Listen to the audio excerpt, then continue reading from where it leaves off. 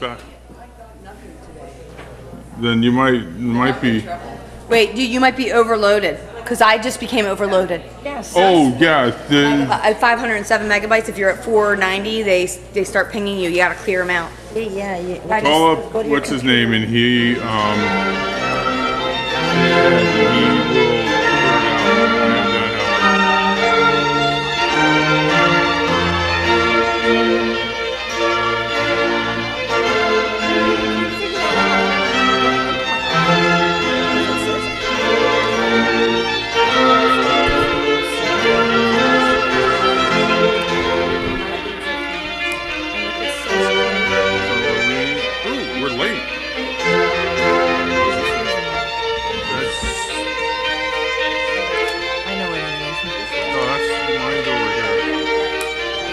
Okay, so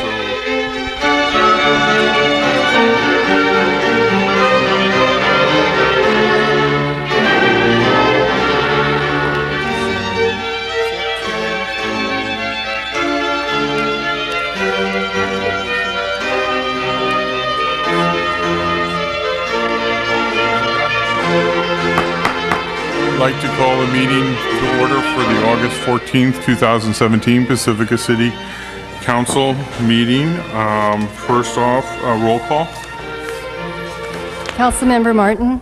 Here. Councilmember Vaterlos. Here. Councilmember Degree. Present. Mayor Pro Tem Keener. Here. Mayor O'Neill. Here. Okay, salute to the flag by Councilmember Vaterlau. I pledge allegiance to the flag of the United States of America and to the republic for which it stands, one nation, under God, indivisible, with liberty and justice for all. Okay, closed session report, City Attorney, please. She's busy. Chatting. No reportable action. Okay, we have no special presentations today. Consent calendar, and persons wishing to address the council on any consent calendar item may do so at this time.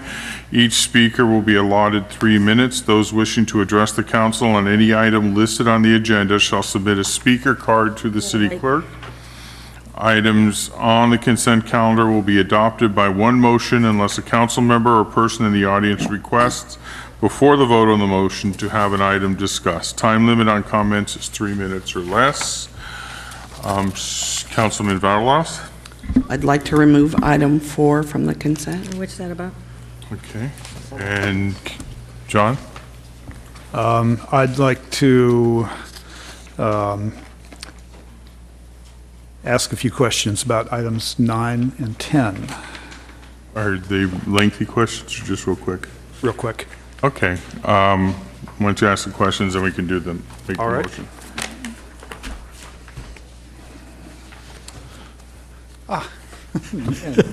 And there he is. On number 9, first of all, this is $482,000, and it was said in the staff report that you found out fairly recently that you needed to do this work. Well, first of all, I should describe it, the work. It's basically replacing pipes for wastewater. That is correct. And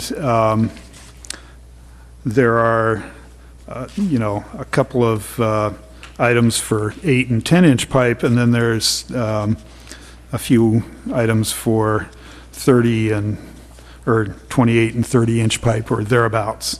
Right. The 28 and 30 inches are the ones that are near the Linamar pump station. Right. Right.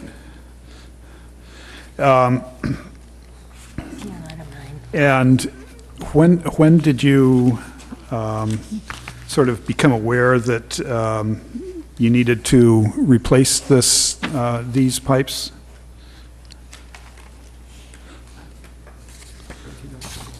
It was around early 2000, early, like springtime of 2016. Oh, 2016, okay, okay. All right, and the pipes around the Linamar pump station, are they on the side that the sewage comes from Linamar to the pump station, or are they on the side that it goes out, it's pumped out toward the wastewater treatment plant? It's coming in, it's from the Peter Point area in Linamar coming in. Okay. All right. It's from Peter Point and not Yeah, from... Peter Point. Okay. All right. Okay. Thank you. You done? And, Oh, sorry. second item, and very short. Is that item number 10, Council Yeah, Member? item Mayor number Pro Tem, 10. I'm sorry. And this one is a power system generator for the Dave Davis lift station, which used to be The Brighton Pump Station. Brighton Pump Station. And the only thing, in the project exclusions, it says, we expect to use the existing generator muffler, and the new generator must be able to fit through the entry door, and this has not been confirmed, and we are assuming it will. Have you confirmed that?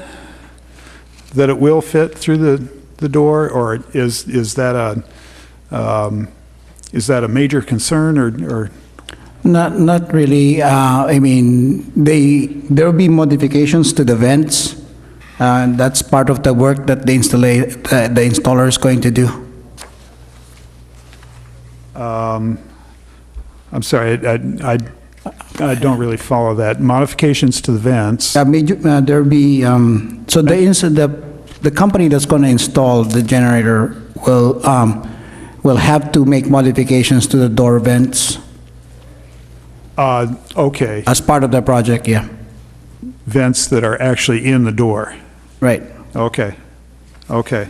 But whether the new generator will fit through the door or not, I mean, that seems like something that you or the contractor must have measured by now. Right. It was just confirmed by Deputy Director Lewison that it will fit. And it will fit through the door. Yeah, okay. Thank you. I'm satisfied.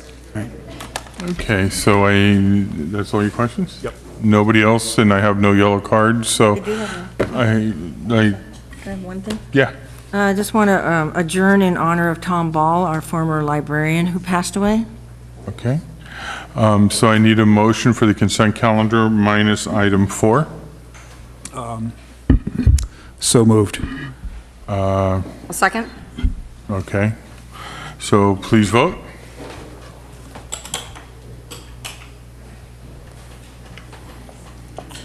And the consent calendar passes 5-0. Okay, Councilmember Vaterlaus, item number 4.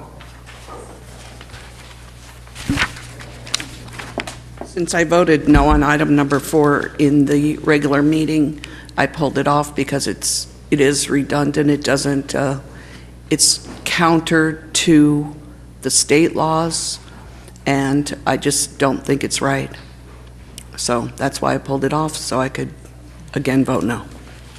Okay, so I need a motion for item number 4.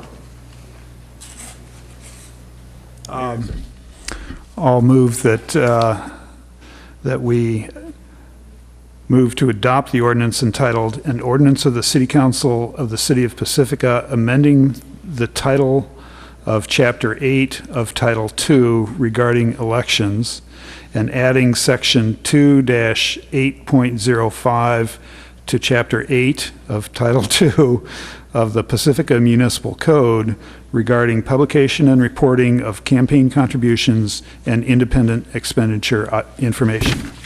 I need a second. I'll second. Okay, please vote.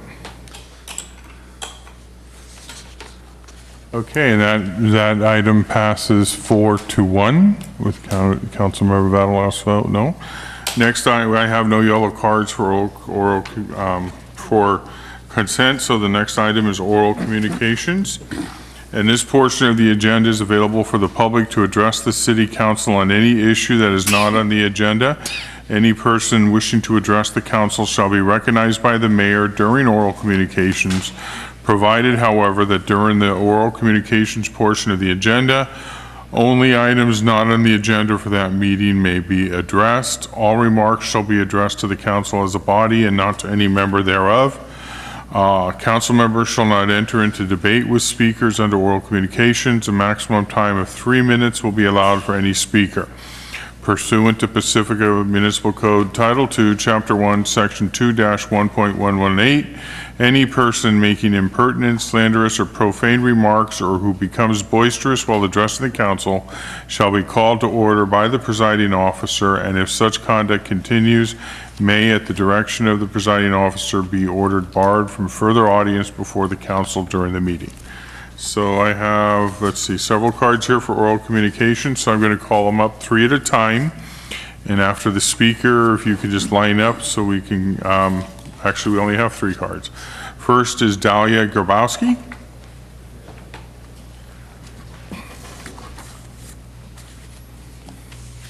Yeah. Just come to the podium, and when the red light means you got to stop. Yellow light means you have a minute left. All right, thank you. Uh-huh. Hello, my name is Dahlia Grabowski. I am a senior at Terra Nova High School. Wednesday will be my 16th anniversary with the city of Pacifica. I have 5 doggies that live at home with me and my 5 siblings. We love taking them to the dog park. We're all in school 8 to 3 every day, and we all do extracurriculars. So the easiest time for us to take them to the dog park is Saturday and Sunday. Tragically, the dog park is closed every Sunday, and I'm sure many working people in this city share our pain. So I would like to request that we keep the dog park open an extra day a week. Okay, thank you. And on Friday, I passed my driver's permit test on the first time. Naturally, I was driving around all day with my parents. I've always known that the roads in town have been a problem. I hear about it from my parents and my teachers, family, friends. But it wasn't until I drove down Lindemar Boulevard in my mother's 10-seat passenger van that I truly understood how bad the roads are. And so, our roads need to be fixed. So if we could do that, that would be fantastic. When driving up Fassler at night, when I'm following all the rules, sometimes I will see police lights flash behind me, and it's horrifying every time. Those flashing lights are coming from the speedometer on Fassler, and they go off when people speed. I understand why they go off. It's very important. I don't want people speeding and getting hurt. However, for the people driving up, it's horrifying every other night to see police lights. Like, did I do something wrong? Am I gonna get a ticket? And so, again, I understand it's unnecessary, but if we could remove the police lights and keep the speedometer up, that would mean a lot to me. And a lot of my other friends who are new drivers feel the same way about the lights. All right, that is all. Thank you, Deborah. Tiger and then Anita.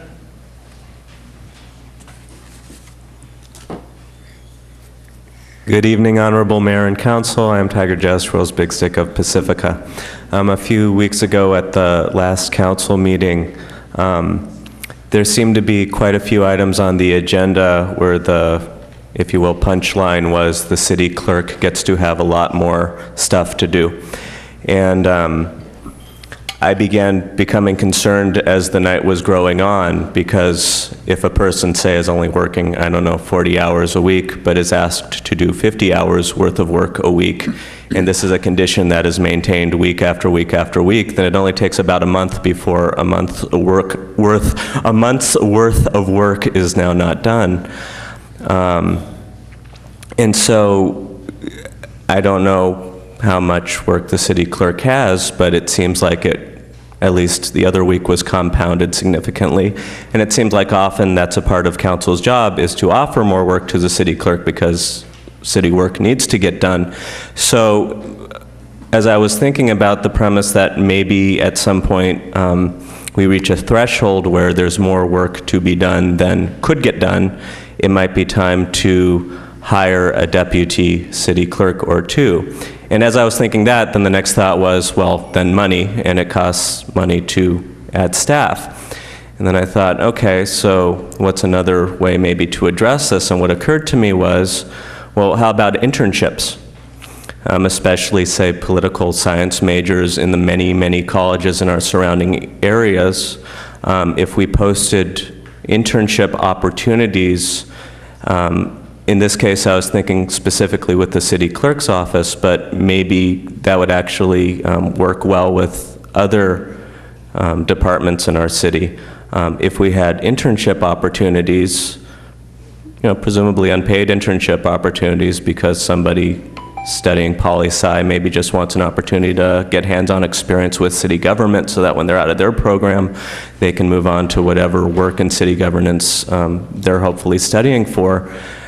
This would be a great opportunity to roll out a program where we're getting the help we need at very little or no cost to us, and that workload is doable because we have people who genuinely want to do a good job doing it so that they can put it on their resume, and even better if they actually live here in town, then it's a twofold. They want to do good work, and then it's a lot easier maybe to offer more work to our departments because we have more hands on deck to do it. Thank you. Thank you. And Anita Reese, and then after her, Therese Dyer. Hi, Anita Reese with the Pacifica Resource Center. I just wanted to give you a couple of quick updates. Our Back to School program happened last week. We provided grade-specific school supplies and backpacks to 154 Pacifica youth. And I wanted to give special thanks to the Lions Club for adding haircuts to our program for youth under 15 through Hair by the Sea, another one of our neighbors. I also wanted to thank the American Legion for providing the space to do the backpacking and distribution, as well as the volunteers who helped pack all of those 154 backpacks. There was about 3 truckloads of back-to-school supplies, so it's quite a lot of stuff, a lot of paper. Also, the donors who gave us specific school supplies, and I really do mean specific school supplies, down to like this type of paper, so thank you to all of those folks who provided those to us. I also wanted to mention our Palmapalooza event. I've been told I'm supposed to hold this up, so I'm going to, right there, thank you.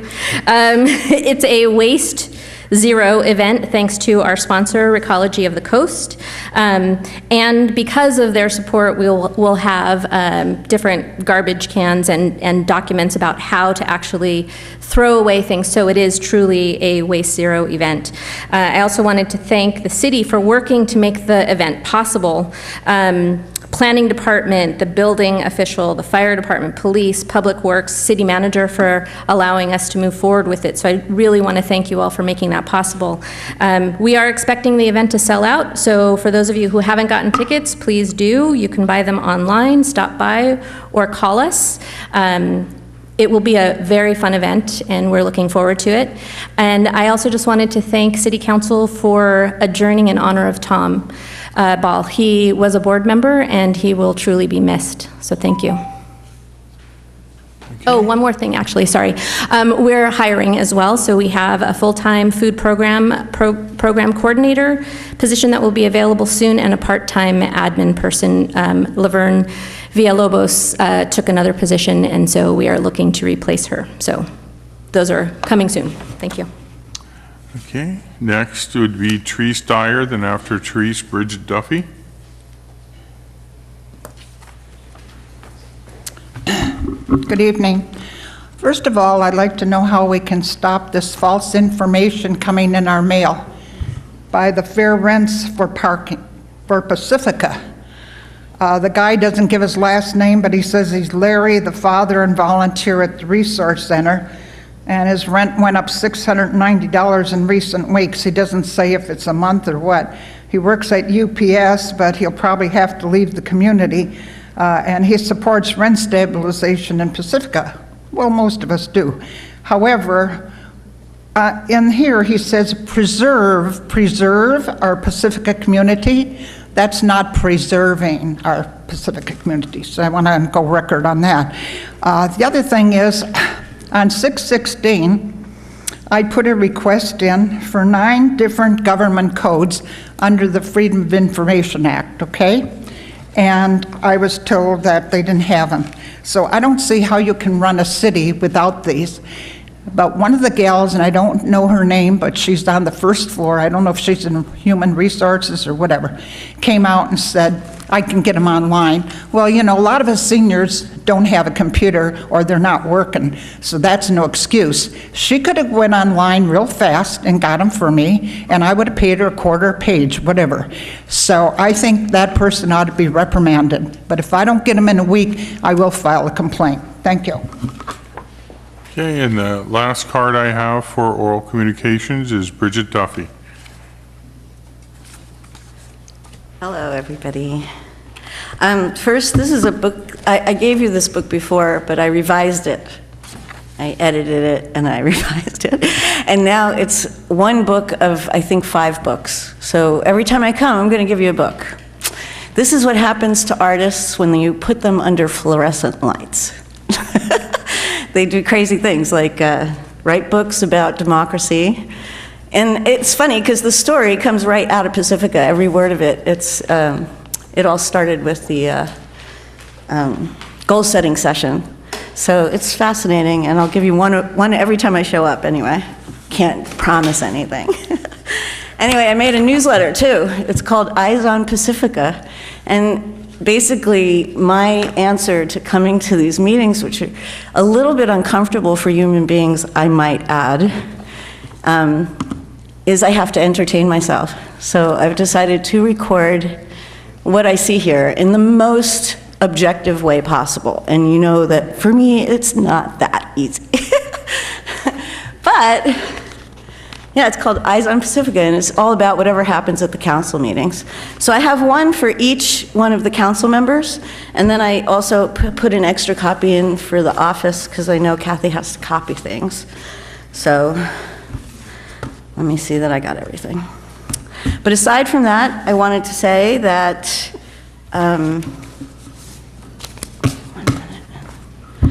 what's not on the agenda tonight is something that John Keener said last week, which was, we don't know whether the Tribune will be around by the time anybody has to declare how much they get from the real estate industry to run for office.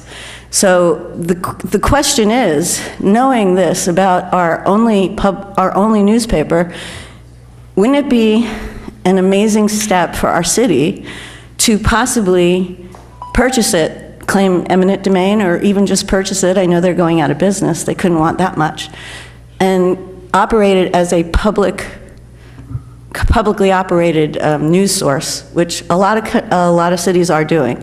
It's a democracy needs an engaged, informed electorate, and without the free press, which is a press without an opinion, although I know it's hard, but in this case, we need a free press in order to see democracy be restored to not only our city, but our country. And aside from the high school students just taking it on as a civic duty and saying, we'll be a free press for democracy, I think we should think about buying our newspaper. Thank you.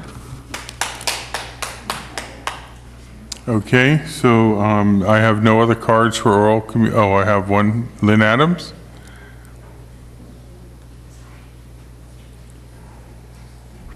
Good evening. Nice to see you all.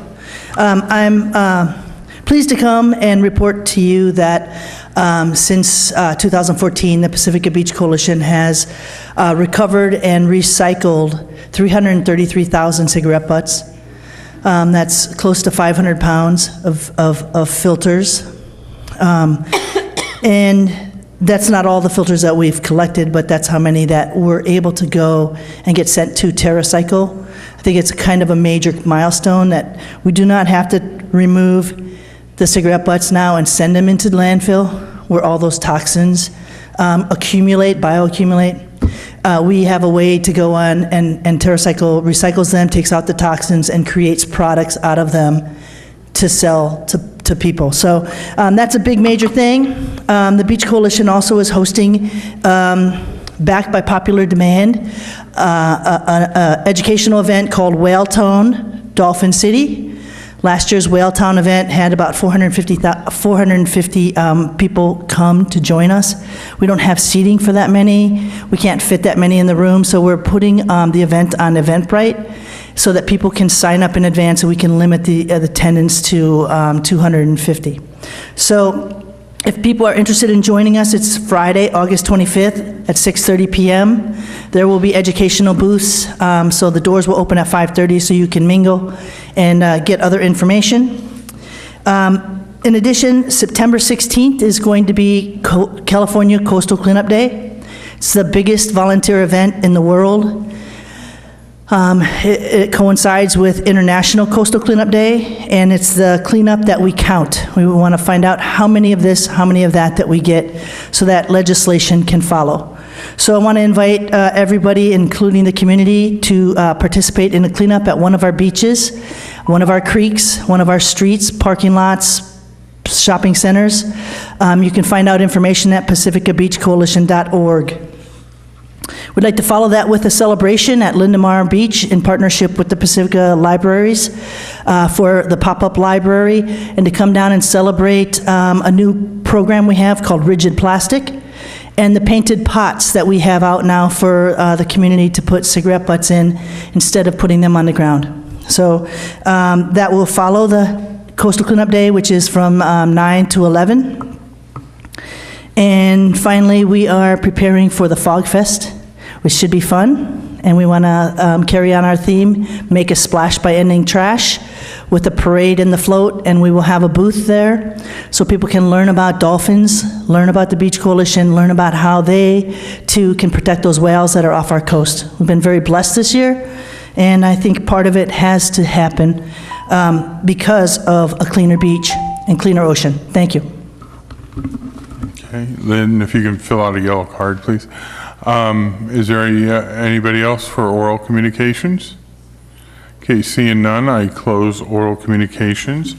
Next item on the agenda is council communications. And does somebody need a light? I also have like 2 or 3 copies of this piece. Did somebody not get it? What is I it? didn't get it. It's infrastructure, habitat, and species currently at risk, table 11. I don't have it. I don't have it. Okay.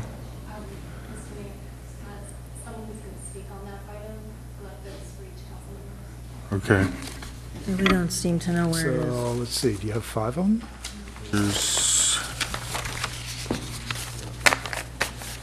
Okay, Sue Vaterlos? In the last 2 weeks, I attended a coffee with Kevin Mullen. It was nice that he came into town to have coffee on a Tuesday. 2 grand openings, Trip Distillery and Curry and Kebabs, and it's great that we have more business all the time coming to town. There's one this week, too, in Eureka Square. I attended the Council of Cities, and we had a really interesting discussion on fake news from one of the editorialists at the Chronicle. Quite interesting. I attended the chili cook-off this weekend, and the library advisory. We continue discussing locations for the library and pros and cons of each location. That's it. Thank you. Deirdre? Yeah, so a lot of what I'm going to say has already been said. Lynn Adams already talked about Whaletown, which is next Friday night. Get your tickets on Eventbrite. They are limited. They're going fast. They're free tickets. Suggested donation at the door. Coastal Cleanup Day is Saturday, September 16th. I'm also recruiting for my site, which is a dump site. But if you see any eyesores around town that you want to sponsor, we will help you get volunteers there. So check out the Pacific Beach Coalition website for that. Palmapalooza is this Saturday night. I'm really looking forward to it. Hope we can see some of you folks out there.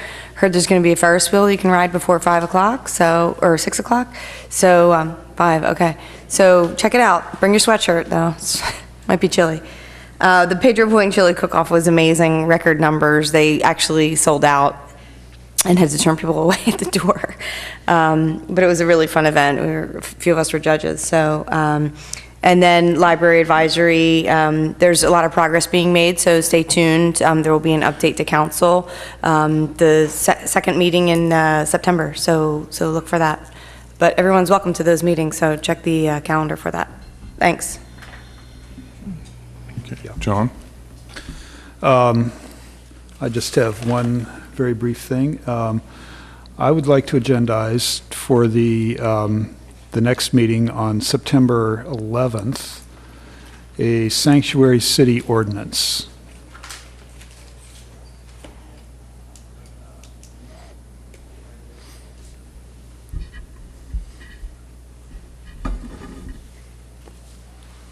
September what? 11th. Would that be for discussion, or is there going to be an ordinance proposed? There's going to be an ordinance proposed. And then it will be considered, right? Yeah. Okay, thanks. Is that it? That's it. Okay. Sue, agree? Yes, the open space meeting is this Wednesday at 6 o'clock at the police department. I attended a Silicon Valley leadership conference on education, and I don't know, I believe it should be front page news, but I'm not sure if you all realize that we have a severe teacher shortage in every city, and apparently among the top teachers missing are special ed, science, and math. So the entire conference was pretty much focused on that, and one of the moderators is a university physics teacher, and he mentioned that he can only be here to teach because 4 teachers live in one home. So there is a severe shortage, and I would encourage people to ask who's in your classroom, what are their qualifications, and what can we as Bay Area community do about it. So it's a very, very serious situation. I think that'll be, the airport information will be coming up at the item number 14. Okay, that's it? Okay. We were all involved in interviews for commissions tonight, which we're going to be doing some appointments. We're all also involved for the city manager interviews.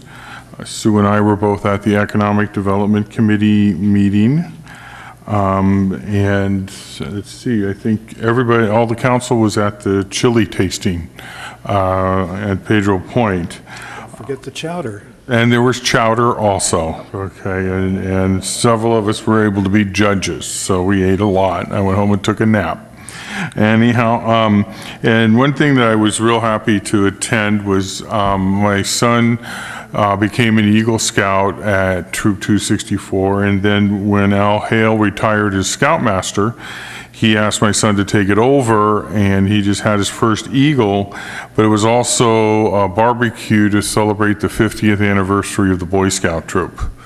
So I just think that's quite a milestone to think the Boy Scout Troop is still in business after 50 years in Pacifica. And I think there's actually, and it's St. Andrew Presbyterian is the sponsor down there at Terra Nova. And I just think that's kind of cool that for the youth here that there are organizations that are here for them for 50 years. And that's it. Next is staff communications. Nothing. Nothing? Nothing at all. Oh, how brief. Okay. Next is a public hearing. During public hearings, an applicant or their agent and appellants have 10 minutes for their opening presentation and 3 minutes for rebuttal before the public hearing is closed. Members of the public are limited to 3 minutes. So some text amendments to various sections of the Pacifica Municipal Code. And we get to hear the great Bonnie O'Connor speak to us and share her wisdom. Oh, and I guess Tina is too.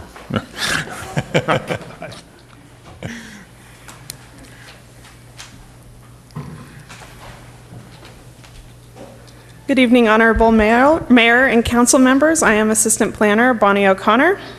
Tonight I am presenting for your approval 2 ordinances which would amend various sections of our municipal code to encourage and in some cases would require the installation of electric vehicle charging stations. The first ordinance, Text Amendment TA 10817, would amend the zoning code to require that new construction of new construction of or major alteration of commercial or municipal facilities install electric vehicle charging stations. Parking lots with 9 or less parking spaces would need to establish an electric vehicle space with electric vehicle supply equipment in place for future installation of a charger. Parking lots larger than 10 spaces would need to install an electric vehicle charging station. The ordinance would also detail design standards of electric vehicle charging stations for public and private use to ensure public charging stations are well posted with instructions and warnings, and private charging stations do not create a visual nuisance to the neighborhood. Lastly, the ordinance would require that electric vehicle charging stations can be used by everyone by requiring the first electric vehicle charging station on each site to meet the van accessible dimension requirements. On July 17, 2017, the Planning Commission, at a vote of 5-0 with 1 absence, recommended approval of this ordinance to the City Council. The second ordinance, Text Amendment TA 10917, would amend the building code to establish a streamlined permitting process for electric vehicle charging stations in accordance with Assembly Bill 1236, which requires this ordinance to be in place by September 30th, 2017. The ordinance would require the building official to identify and post all requirements with the EV charging station shall comply with in order to be eligible for an expedited review. The requirements would be published on the city's website. Once a permit application that satisfies all the information requirements is received, it will be deemed complete and promptly processed using standard building permit processes. In 2014, the City Council adopted a climate action plan that includes the goal of developing policies to encourage the installation of public electrical vehicle charging stations at hotels, municipal parking lots, and shopping centers. Both of these proposed ordinances would directly respond to this climate action plan goal and would contribute to the item 4 of the City Council's work plan, which is implementation of the climate action plan. It is staff's recommendation that Council adopt both of these ordinances this evening. This concludes my presentation, and I am joined here by Planning Director Tina Wehrmeister and Building Official Michael Coley to help answer any questions. Thanks. Is there any questions from Sue Vaterlaus? About how much does a vehicle charging station cost? They can range in price. I would say on the low end about $1,000 for a level 2 charger. Okay. I can see that we're going to electric cars in the future. All electric cars. Anybody else? John? Yeah.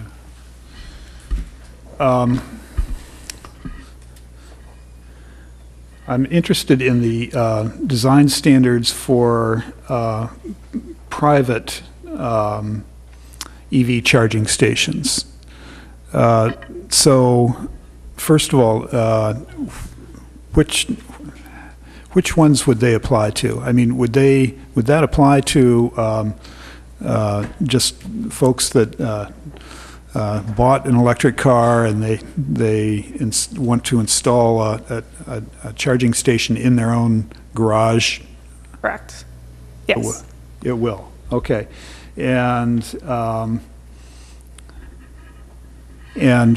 what standards are those exactly for the private private charging stations? Basically that they would be located in an area that the public wouldn't be able to enter onto their property and just easily use. Also that they would be required to place it in a location on their property that doesn't create a visual nuisance to the neighbors. So if it has to be posted on the exterior of the building, if it's on the side elevation rather than the front of the house. Okay. So I saw something somewhere in the last week or so about homeowners with a charging station making that charging station available to anybody else via a phone app because there aren't enough public stations around yet. And I just wonder if that would impede that sort of activity or not. I mean, you know, it seems to me that if, just thinking off the top of my head, it would not, in the sense that if the homeowner is able to access it and charge their car, then somebody else would too, right? So I think the provision of the code that would address this, I'm assuming it's an app that allows people to find a house where maybe for a fee they could use their charging station. I'm assuming they're not going to do it for free.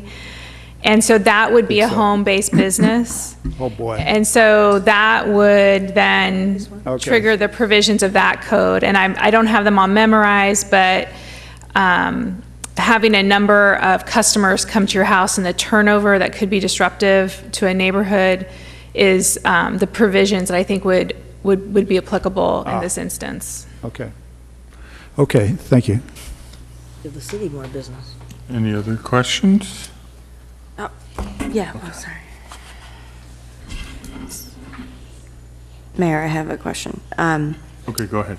Sorry. How many, well, I'm assuming this applies to all of our strip malls, if you will, and definitely both of the hotels down at Rockaway, but is this hotel over here have enough parking spots to accommodate that, or was that, looks like they have a smaller lot, were they included? What hotel is this? The one on Francisco? So any type of commercial operation that triggers the number of spaces that you'd need to put in. Yeah, I was just wondering if you knew. I think they have No. a smaller amount of No. of No, I don't know off spots the top of there. my head how many parking spaces they have. That's it. John? Isn't that trigger on new construction only? Yes. Okay. Well, I thought it was a hypothetical if it was new. Oh, okay. Yeah. But maybe I misunderstood. Major alterations. Major alterations. Right, or Major alterations, okay. Is Go ahead. Is the, well, I guess it depends on the definition of major alterations, but the old Denny's down on Kimco's lot, I know they have, is that already covered? They have EV in the back? So that has been approved, obviously, prior to this going into place. So I don't believe, and I can speak to the city attorney after this, but I don't believe we have the ability to retroactively place this requirement on them. However, Kimco, being one of our largest shopping center owners, is the stakeholder I reached out to for input on this ordinance. And they have a very favorable view of charging stations. So we can speak to them, and there's a possibility that they may voluntarily decide to put some in. And was there any consideration given to our public lots? Yes, it's applicable to municipal lots under the same circumstances, so new construction, major alteration. Okay, thanks. Wow, Kimco doing something for Pacifica. Question, does, in the electric vehicles, has there been a standardized plug? I'm not familiar with, I mean, I know what they are, but is it, Toyota, Chevrolet, Ford all have the same plug, so it's not like Beta and VHS? I can address that. Currently, there's a standard that was put out by UL, and so there is a similar charging pistol for each of the types, with the exception of Tesla, which has got a different style altogether. So basically, there's two on the market now, and they're getting it all kind of corralled that direction. Okay, so eventually, because I don't want us to put in something that, nobody's going to be able to use later, or I'm for the ordinance, I just don't want to put a bunch of white elephants in. the chargers that you can purchase also can come with multiple plugs. Oh, okay, all right. We have any other questions from council? Yeah. Okay. Just one, and following up on yours. So I take it that there's sort of a universal plug, except for Tesla, that will plug into multiple different types of plugs on cars. Is that right? That's correct. Okay. This direction they're headed, yeah. Okay. Okay, no questions. We have one card on this item, Bridget Duffy. And if anybody else wishes to speak, oh, another one coming up. Hi. Well, I just wanted to say this about, wow, Kimco is doing something for Pacifica. It's true. They're not likely doing something for Pacifica. They're very likely doing something for Kimco. I think it's a great idea. This is one of those situations where the corporate money and the will is going in the right direction towards sustainability.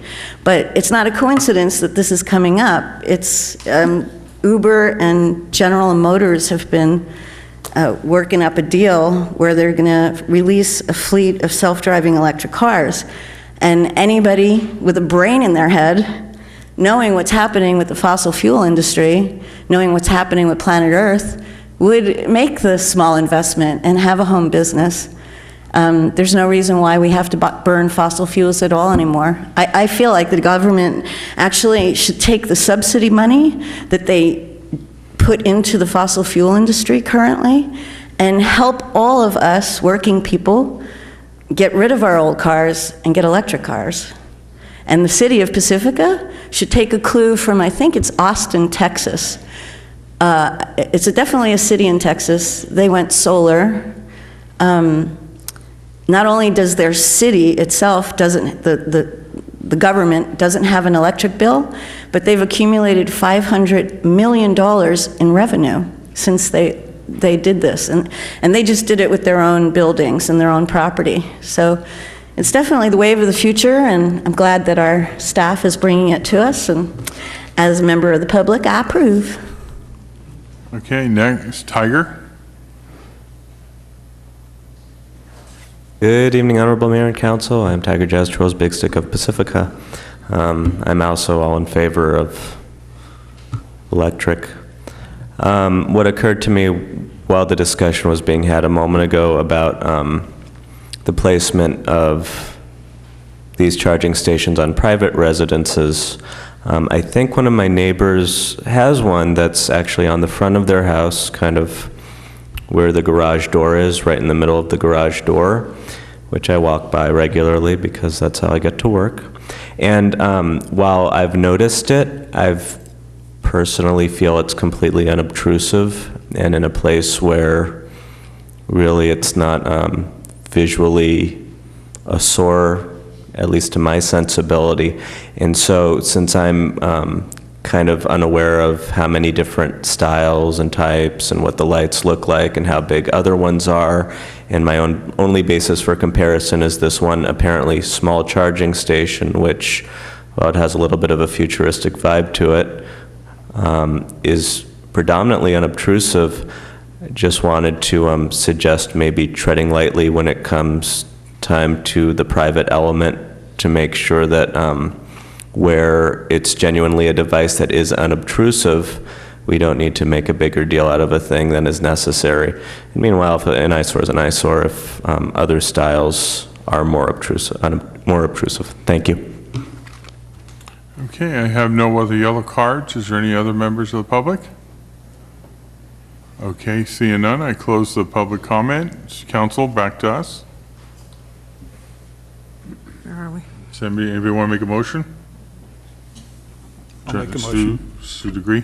Yeah. Okay. Move to introduce and waive the first reading of the ordinance entitled An Ordinance of the City Council of the City of Pacifica, amending Article 28 of Chapter 4, Off-Street Parking and Loading, of Title 9 of the Pacifica Municipal Code to include electrical vehicle charging station regulations, text amendment TA-108-17, and number 2. Can we do 2 at a time? Okay.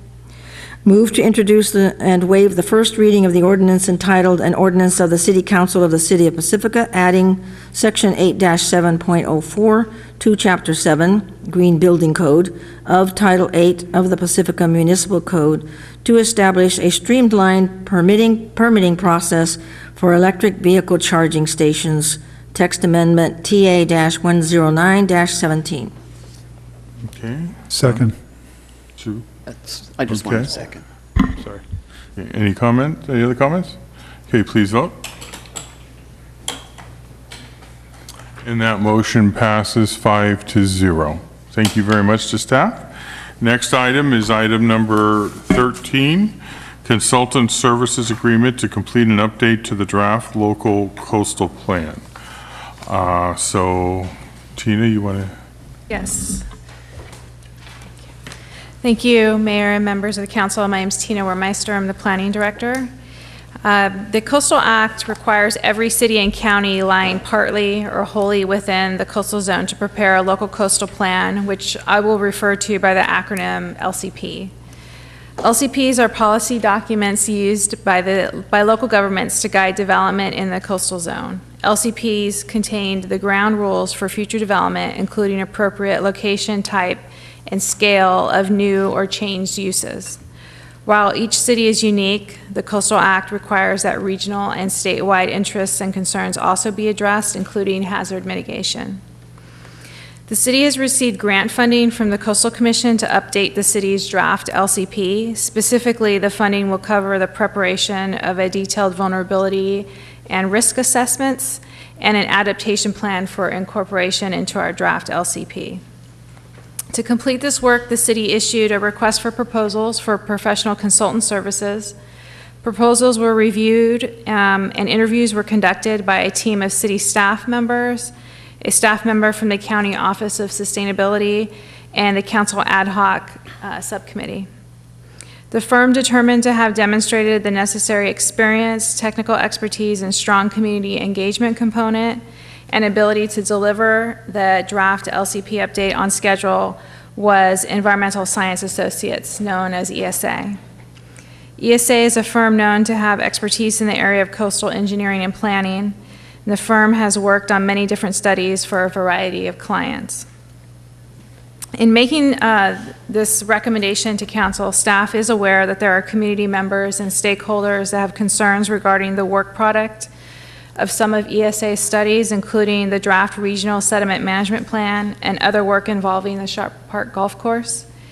The team interviewing the consultants asked ESA about these concerns. ESA would be a contractor to the city and would prepare the analysis based on staff's and the city council's direction.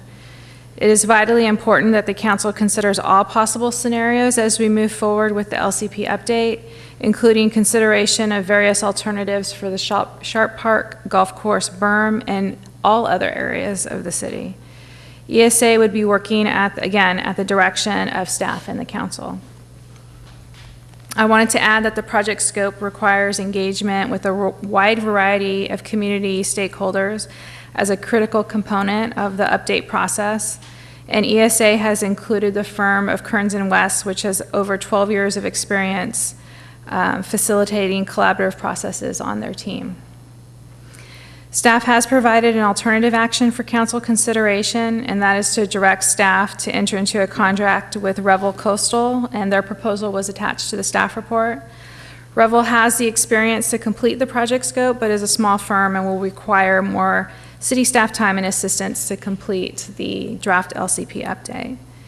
And it is staff's recommendation, again, to enter into a contract with ESA to complete the draft LCP update. I'm happy to answer any questions. Tina, I just wanted, if you can, I know you briefly touched on it in your report, but could you go over again so the audience, as well as the council, can understand exactly what is the local coastal plan and why we are here today? So the local coastal plan is you can think of it as the blueprint for development along our coastline within the coastal zone.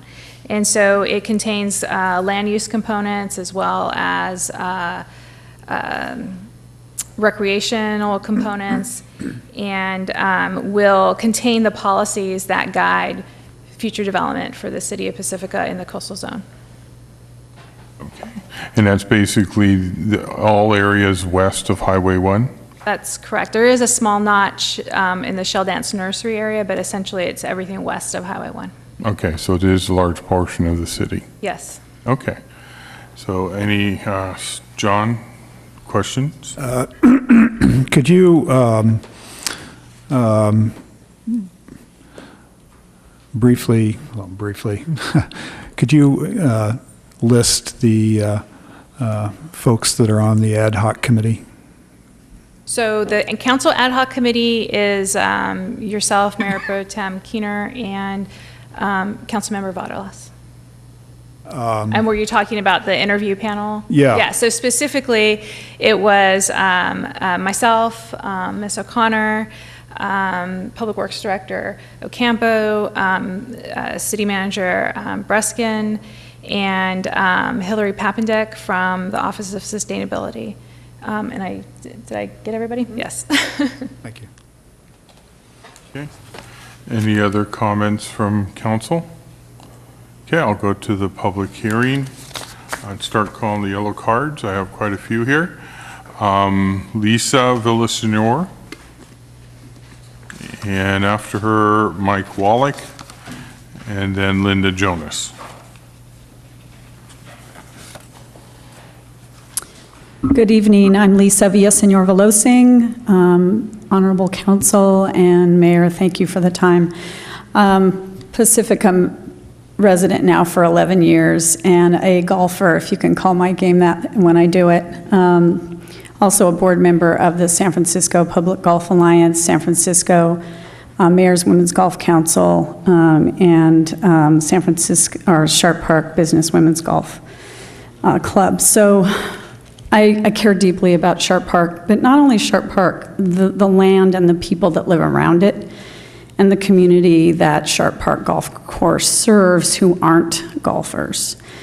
We have a big concern about the hiring of ESA and Robert Battaglio. If you want to know what he's going to say, I think you need to just look at his record. No secret that he was a driving force behind the opposition to keeping the golf course open. His record would say that he supports managed retreat, which would basically flood the golf course would fail, and the golf course would close. What's ironic about that is that he worked for Wildlife Equity, and Wildlife Equity was the force that sued the city and county of San Francisco to close the golf course. They accused the golf course of a taking of the red-legged frog and the California garter snake. And the golf course was a habitat for those two animals.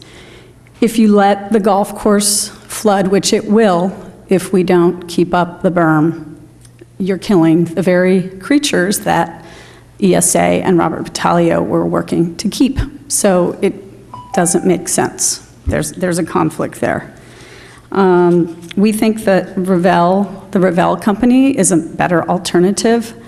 Again, if you want to know what ESA is going to say, look at the documents that they prepared for Wildlife Equity in support of them. Their conceptual ecosystem restoration plan and feasibility assessment for Laguna Salada was prepared for Wildlife Equity Institute on February 9, 2011.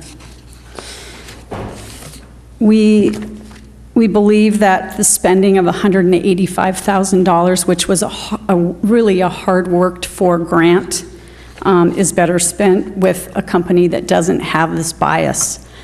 When you talk about the fox guarding the hen house, you're not just inviting the fox to guard the hen house, you are inviting him to come in and eat the hens and the eggs.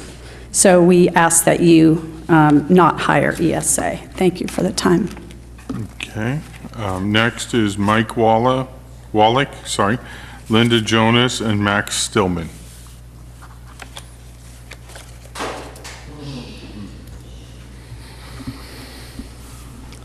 Good evening. My name is Mike Wallach. I am a San Francisco resident, a frequent patron of the Sharp Park Golf Course, and one of the more than 6,500 members of the San Francisco Public Golf Alliance, many of whom live right here in Pacifica. And as Lisa stated, we are opposed to the appointment of ESA This was all outlined in the August 9th letter from the San Francisco Public Golf Alliance, which I believe that all of you have had a chance to review. Was delivered to the council in the city clerk's office, I think last Friday.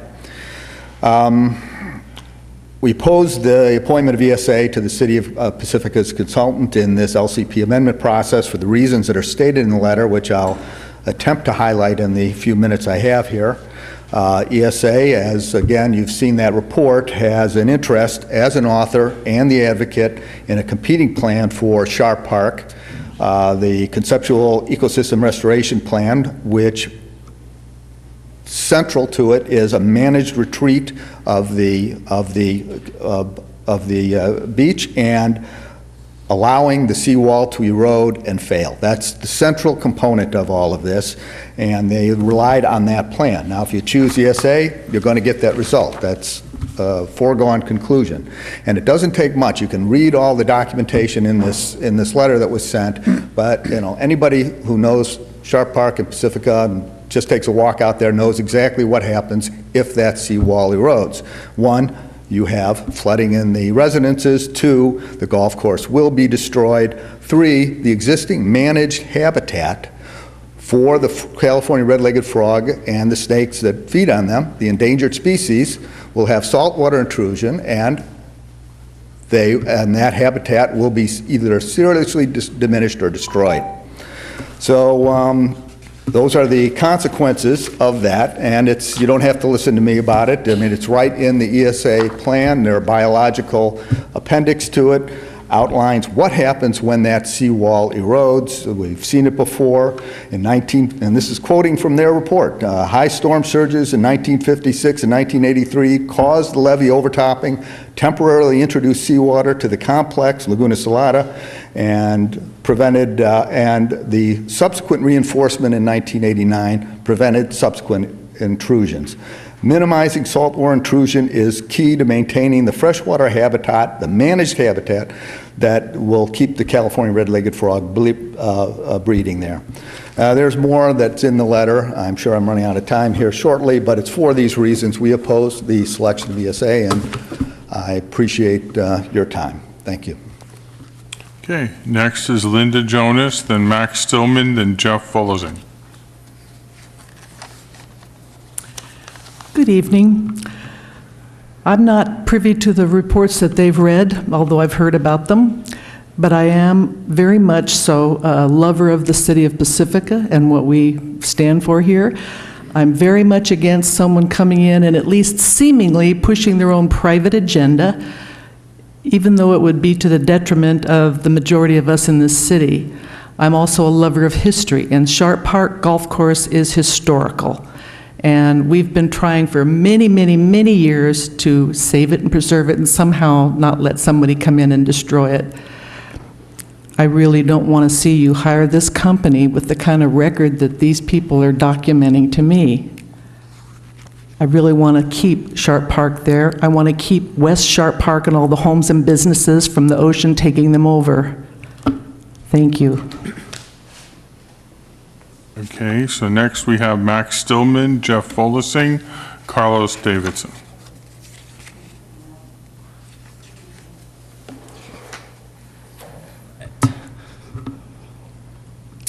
Hi, my name is Max Stillman. I'm a resident of Pacifica. I most definitely agree with everyone that's spoken so far. I also disagree with the contract or hiring of ESA. As you can see, I'm actually dressed, ready to go for golf. I just came back from playing Sharp Park myself. That golf course is very important to me. I consider it almost my backyard. I was introduced to golf in high school. I fell in love with it. I played throughout college. It has saved my life, to be honest, and mainly due to Sharp Park itself. And I've done a little research as well, and I am a little confused on why, if he wants to ruin the wall, that would take out the red-legged frog and the gardener snake. And I think it's almost a little ironic because the construction of the golf course brought those two animals to that region. It used to be a seawater marsh. where they could not live. They turned into a freshwater marsh where they could thrive. If the seawall were to be taken down, I'm assuming they wouldn't be able to survive anymore. And I know how important seawalls are. I also work at Nick's Restaurant over in Rockaway Beach, and that rock wall is very important. As you guys know, earlier this year, it knocked out Moonraker's lower window. And so without that rock wall, both those buildings I don't even think would be there. So I think the wall at Sharp Park definitely needs to remain. And I also just think it's not fair to hire someone that is very biased and has a complete opposition of what we're trying to do with Sharp Park Golf Course. He's got a plan in his pocket to get rid of the golf course. If you guys hire someone that's neutral, I think that's much more fair. They can hear both sides of the story. They can work with us and decide what they want to do from there. So, thank you. Thank you. Okay, next is Jeff Folosing, Carlos Davidson, and Cynthia Kaufman.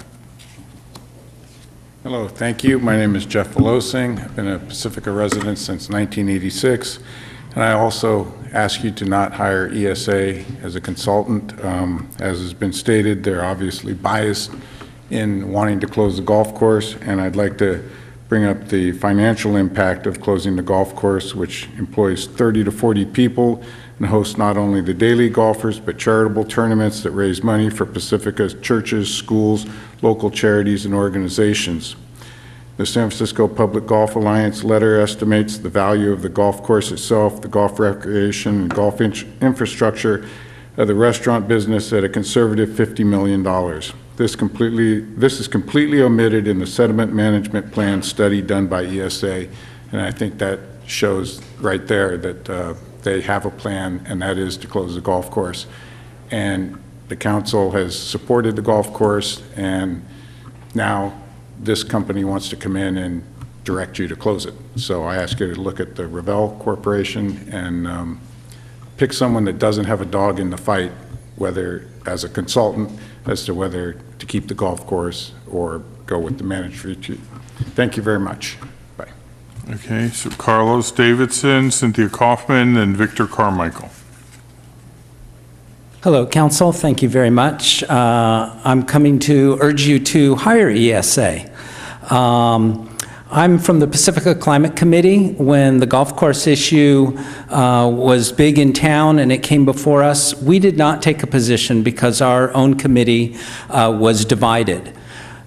We had mixed feelings about what the future of the golf course should be. But we all agreed, and we agree now, and I'm coming to kind of say that to you, that we need strong science, and we need strong scientific evaluation of all the potential options in front of us, and that we shouldn't take some options off the table ahead of time because some people don't like those. We need to look at all of them. We need to understand what the costs of all those options are and what the consequences of those are. And we strongly believe that ESA would do that work. They have an excellent reputation. Your own internal process picked them out. And that's the information that we all need. And then we can have, and we're not hiring ESA to make the policy decisions for us. That's for us, for council, for the citizens of Pacifica. We get to hash that out, but we need that strong scientific information to make good choices. And then finally, I'd like to say a word about this idea of bias, that ESA is biased or some of their scientists are biased because one of their scientists took a public opinion on the golf course. I think that's really antiquated thinking about how science works. It's really from, the 1940s or something.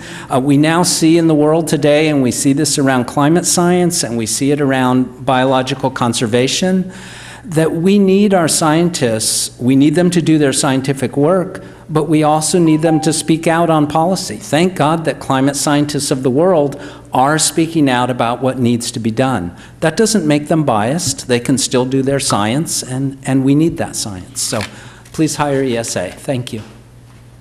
Cynthia Kaufman, Victor Carmichael, Celeste Langell. First of all, I wanted to really thank you for going for the grant to get this. I think, we are really a frontline community when it comes to climate change and sea level rise, and so I think it's really great that the city is taking this super seriously and being really proactive.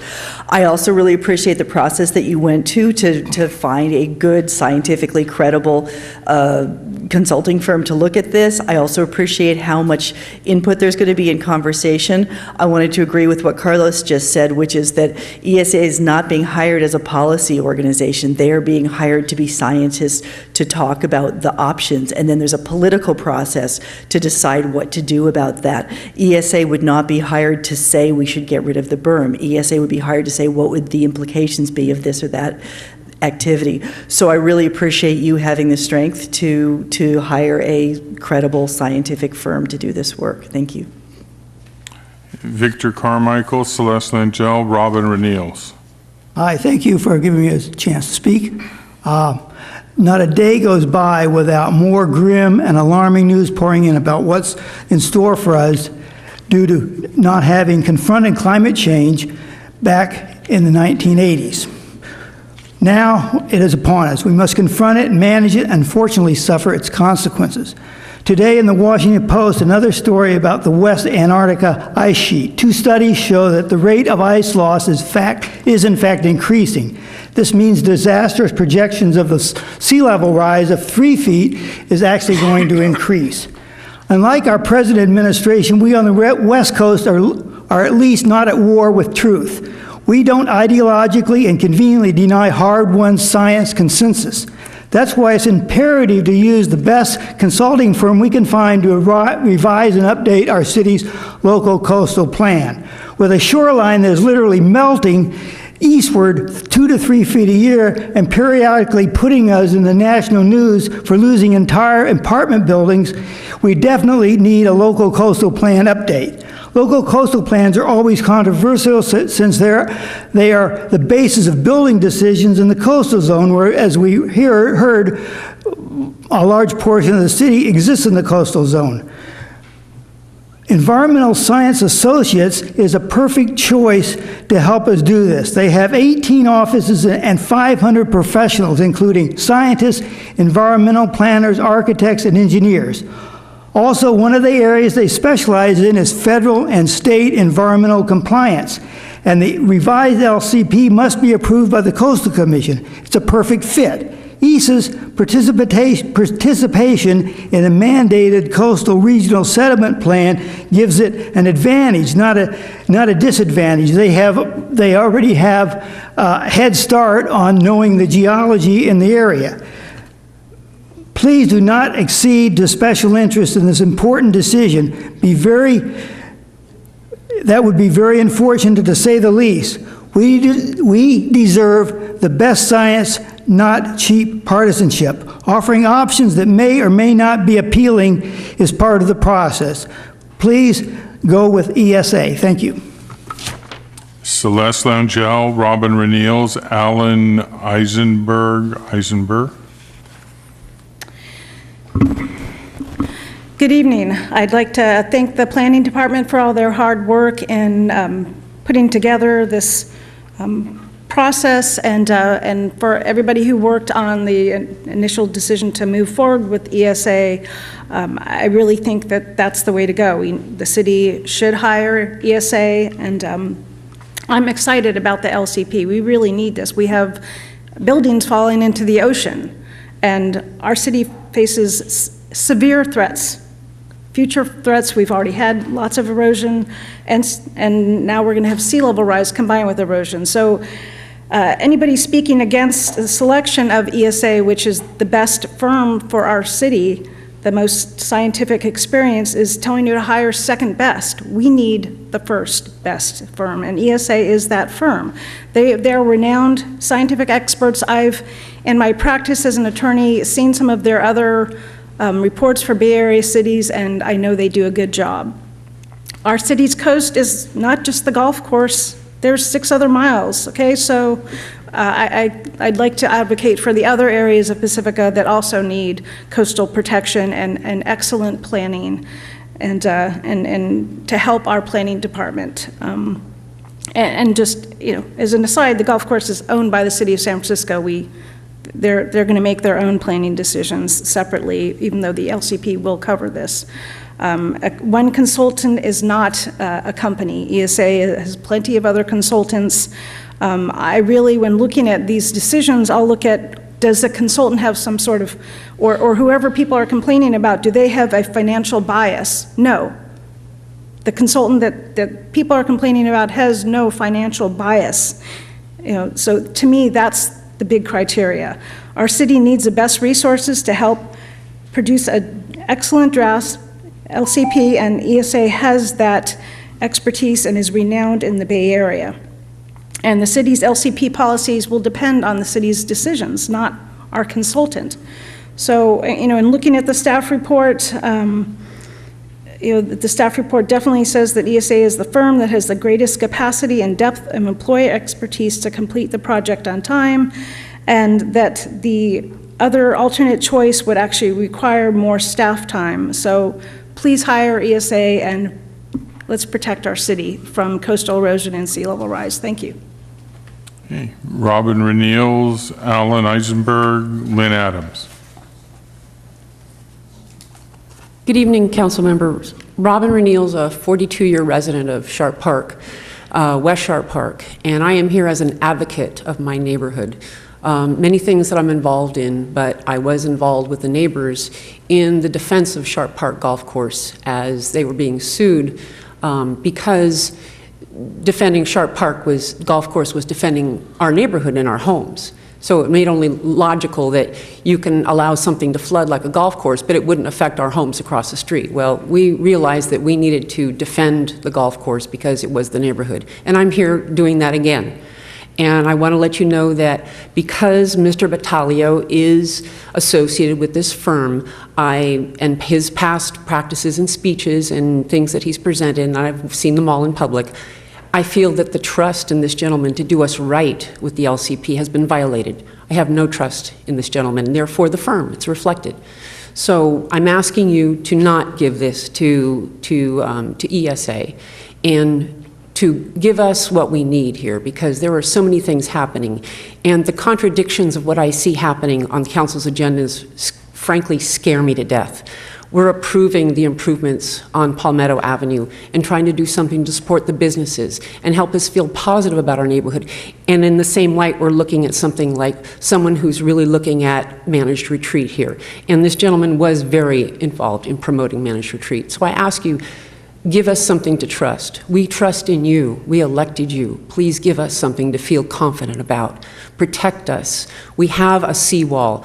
Give us, it's been here the 42 years that I've been here. Give us more of a seawall to take us 40 or 50 years into the future and protect our homes, please. We trust in you. Give us something to feel good about. Thank you. Alan Eisenberg, Lynn Adams, then Jim Kramer. I apologize if I mispronounced your name. Good evening. My name is Alan Eisenberg. I live in San Francisco. I play a lot of golf at Sharp Park. I belong to the golf club there. In reference to this proposal, when the initial draft was done with the California Coastal Commission, and we won the first event against the Biodiversity Institute, in the draft proposal, it was indicated by the Army Corps of Engineers that the berm, or as we call it, is not to be removed, will be maintained and repaired, which leads me to wonder why you are discussing this matter when the Army Corps of Engineers is already on record as saying this is the way it should be because of the indicated flood problems for the surrounding area, not just the golf course, but the communities and families and businesses in the area if the berm is not maintained. So that's my position. I'm going along with the Army Corps of Engineers. Thank you. Thank you. Lynn Adams, Jim Kramer, and Pete Schumacher. Good evening. I was the moderator of that presentation that Bob Battaglio gave for Wild Equity Institute, and I had a completely different take than what these people said. I heard Bob Battaglio say he didn't advocate for taking down the levee, but he discussed what would naturally have been there, and how the levee normally, the waters come in big storm events every several years and come into the lagoon area, and they flush out all the toxins that are in that lagoon and create a safer habitat for the frogs and the snakes that are there. That this ecosystem actually protects the houses from being flooded because it allows the water to retreat. Right now, the water is held back with the levee. So I had a completely different take from what he said. As a moderator, I'm not advocating for the levee. I'm not advocating taking away the levee. I'm not advocating for the golf course or not taking the golf course. But I am advocating for ESA because Bob Battaglio gave a terrific presentation. He is one of the authorities in the entire Bay Area, I think probably in all of California, one of the best authorities. And it is our say, not his say. We're asking the scientists to tell us what is the best plan or what do they see as our options. And I think that's what we need to look for. I think that people hear something and bells go off and it gets distorted from what it actually is. And so I advocate for ESA. I know that I enjoy the levee every single day. It's not about taking down the levee. It's about what are our options, what scientifically, what is better for the health of us, the health of the ecosystem that we're in. So I think we need to live in harmony, and we need science. Thank you. Jim Kramer, Pete Schumacher, Marianne Neihart. Hi, I'm Jim Kramer. I've been a resident since 2008 in Pacifica. I came tonight to listen. This was the agenda item I was most interested in, but now I felt it was important to go ahead and make some comments, even though I didn't plan to. They have to do with the importance of science and evidence-based policy decisions. I want to argue that predictability could also be viewed as consistency, and an evidence-based argument that leads to a certain conclusion is not necessarily bias. If the arguments have been made based on the best science available and they go against your opinion, one group might see that as bias, but the other ones would see that as a strong argument. I also would agree with a number of the earlier comments. We are looking for a local coastal plan which is based on good policy for the entire coastline of Pacifica. Most of the comments against ESA tonight have been based on the golf course only. This is about way more than the golf course. Finally, I agree with Lynn's comment. I don't think we know what the balance of arguments will be with respect to the berm. There's a lot of complicated processes to be considered before you decide that the right thing to do is to let that berm completely disappear. And finally, I want to speculate that the other ESA, the Endangered Species Act, says that there are requirements for preservation of endangered species. And we have 2 species that are designated as endangered, and they require protection by law. So it's not even clear to me what the right balance would be in terms of maintaining that habitat of 2 endangered species in conflict with the engineering policies. So it's a complicated decision, and we want to have a group of people who are doing the best science and have the most experience helping us in this process. Thank you. Pete Schumacher, Marianne Neihart, Elaine Harris. Hi, Pete Shoemaker of Alamar. I'd like to make 3 simple points here. I've been solicited for support by people on both sides of this issue, people that I know are very intelligent and reasonable and have the best interests of Pacifica at heart. So first, if it's a difficult decision, it's hard for it to, and I just want you to understand, Council, we know that you have to make these tough decisions and that you're going to, whatever happens, some people are going to be angry with you. So just hopefully people will react when you do make your decision appropriately, understanding that it's a difficult point to make. Second, I've been golfing here for many years. I know Sharp Park is a very important part of the city. Sea rise is very important, very big threat, but we also have to live here, economically develop the city. Sharp Park is a magnet. It draws people. It draws If there's plans to upgrade it to a really restored gem, it could be a focal point on our city. We've seen how our environment draws lots of people, the dog surfing contest, that type of thing. So more and more we need to have these kinds of things that keep our city strong, and we can somehow live with it with regard to sea level rise. It's only one piece of the sea level rise, I realize that, but we still have to have economic engines on our radar for this. And the third point is that, of course, bias such as this, I haven't had a chance to study the issue closely enough, but of course, if there is bias, it needs to be brought forward. I'm not saying there is or isn't, but it's an important point, can't be ignored, and needs to be brought to light. Thank you. Marianne Nyhart, Elaine Harris, Ron Makel. Marianne Nyhart, Sharp Park. I am here because I'm sad. Not about the golf course, although that's sad. I'm not a golfer. I actually think it's pretty evident who will get this contract. I'm not even here about that. Amazingly, it's not about science, because I'm firmly on the side of science as a UCSF faculty and a nurse practitioner.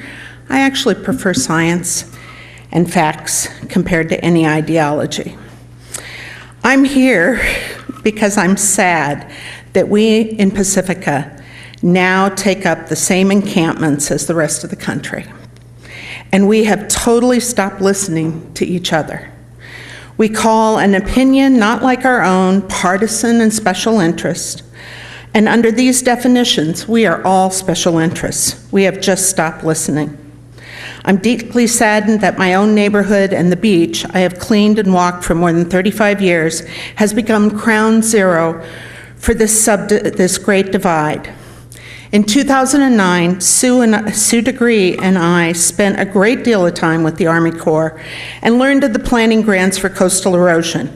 Before we could secure matching funds from the county, we learned of the Littoral Cell project with San Francisco, and I was thrilled. We need planning along the coast. You see, I too have been worried about sea level rise, but over and over, experts have told me that we have an erosion problem that we must deal with first. As you all should know, after the storms of 1982 that eroded much of our beach in Sharp Park, not only destroyed homes, but threatened many others, the City Council installed a temporary structure north of the pier and a permanent 20-foot deep with a foot serious seawall south of the pier. In 2011, 2012, ESA, and in particular Mr. Battaglio, stood in this very room, and when asked about these structures that currently exist, he stated it was too complex to include in the modeling. I agree with strong science, but these existing structures were too complex, so they bypassed the issue. This is now, Jackie Spear, Daly City, we all got on board. This is how I ended up on ABAG. ABAG pulled out. I'll give you the short version. The project died for a while and then somehow became resurrected. This round, there's a slight nod to those protective structures, but it is still not clearly included. And unless those are clearly included, you are not getting the total science of this area. I am frightened that we are using those pictures in the vulnerability assessment, and here, we need open minds and transparency. Thank you. Elaine Harris, Ron Makel, Bridget Duffy.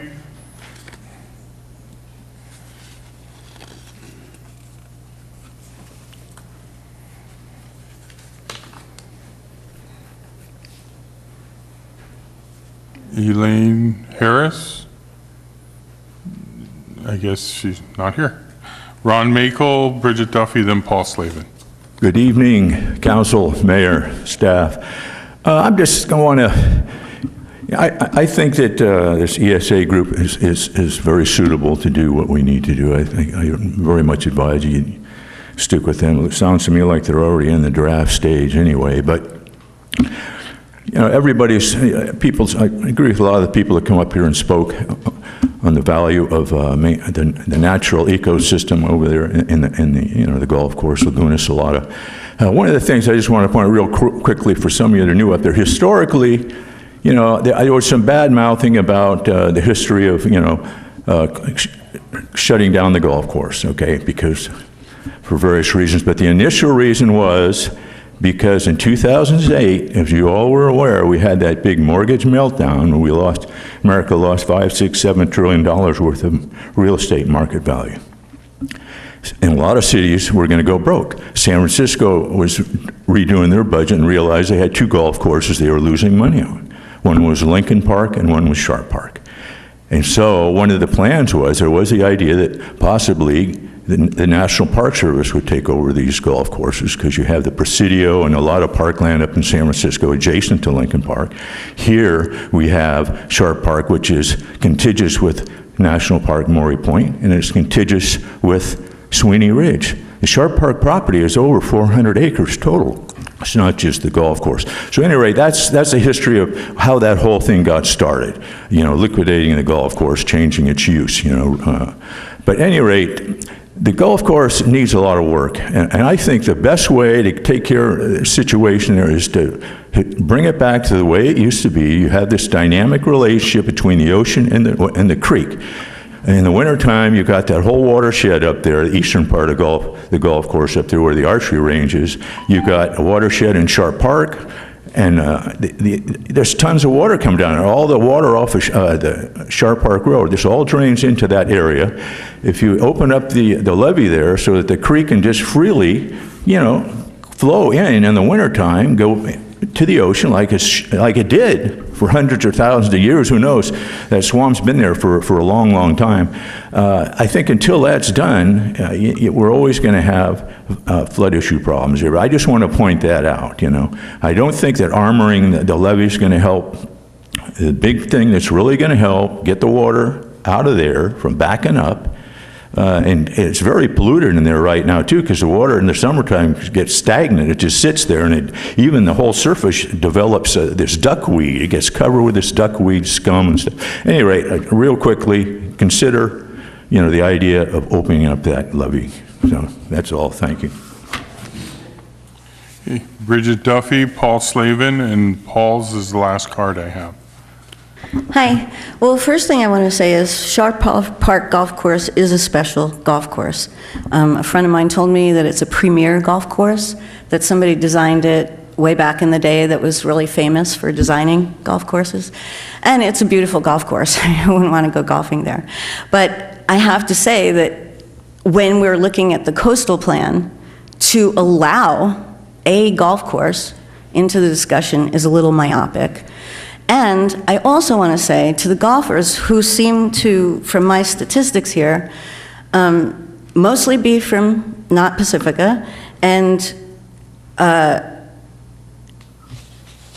forget what else I said, but anyway, most of the people that are for this golf course being maintained by its, and I want to say that I went to a supervisor meeting about 2 months ago, actually, and it was all about this. And I never got into the supervisor meeting because there was like, I don't know, 50 people, 100 people waiting to get in. But I did interview everybody in line, and I got a lot of information about this exact situation with the golf course. Some people love that golf course. They've been golfing there forever.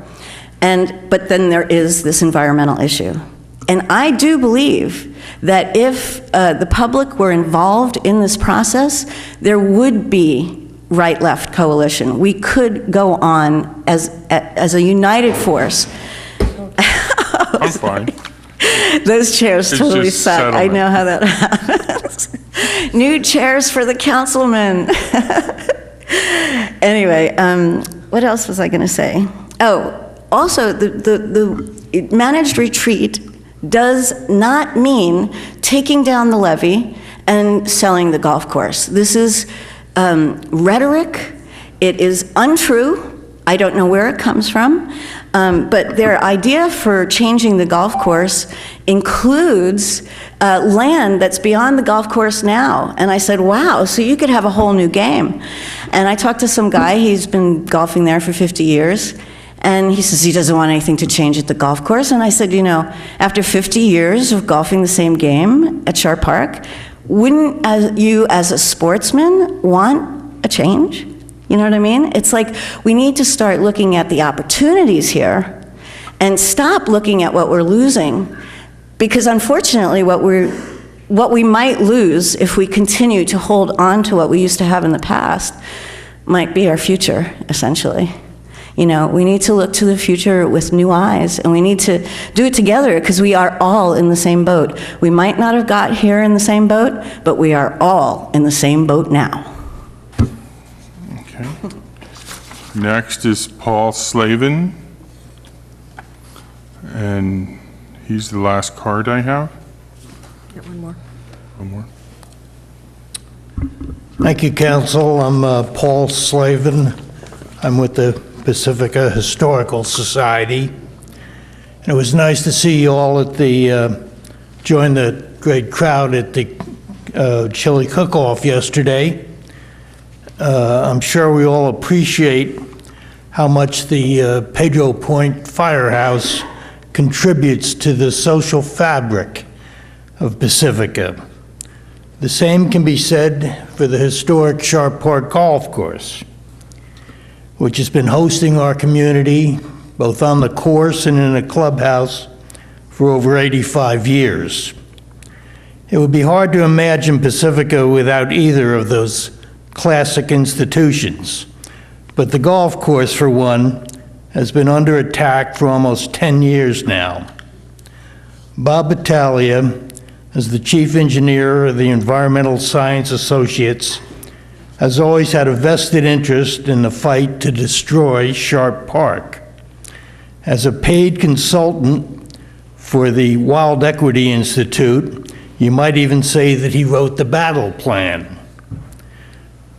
The council here was elected to protect and preserve our community, including those time-honored establishments that have contributed generation after generation to making Pacifica the home we have today. This obligation includes ensuring that all decisions concerning our historic institutions be made without bias, prejudice, or personal financial interest. And in all fairness, that should eliminate Bob Battaglia and ESA as a consultant to our local coastal plan. I have no doubt that he has, his bias is well established for some years now. Thank you. Okay, next is Stan Zevin, Margaret Goodall, Sue Beckmeyer.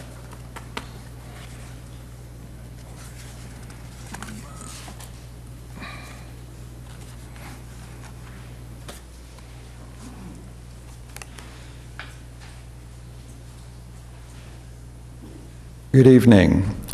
Everywhere else in California, environmental science associates get hired and praised for providing consistent, cutting-edge sea level rise adaptation guidance.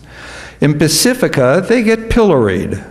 ESA has offices all over and very little work in Pacifica, so it would be bizarre if they based their sea level rise science on a single golf course in Pacifica. Does the Gulf Alliance also think the Coastal Commission and Coastal Conservancy and Bay Conservation and Development Commission have a prejudice against golf because they use the same planning principles about sea level rise as ESA? Does any state resource agency or any credible science institution endorse the Gulf Alliance's policy of building bigger seawalls as the only response to sea level rise?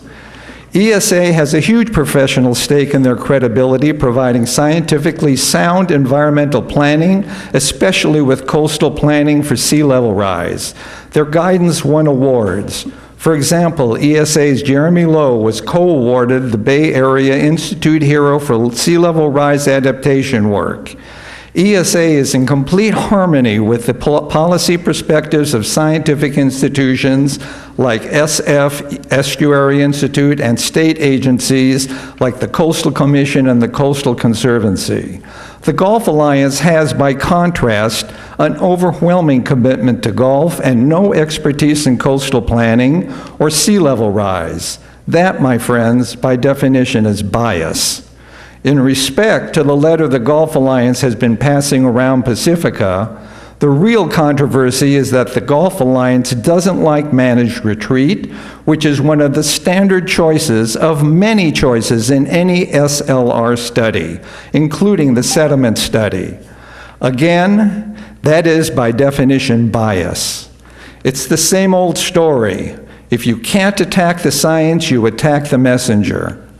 Environmental science associates are being hired to do one thing: give Pacifica a palette consisting of all the possible scenarios due to sea level rise, along with all the possible solutions to those scenarios.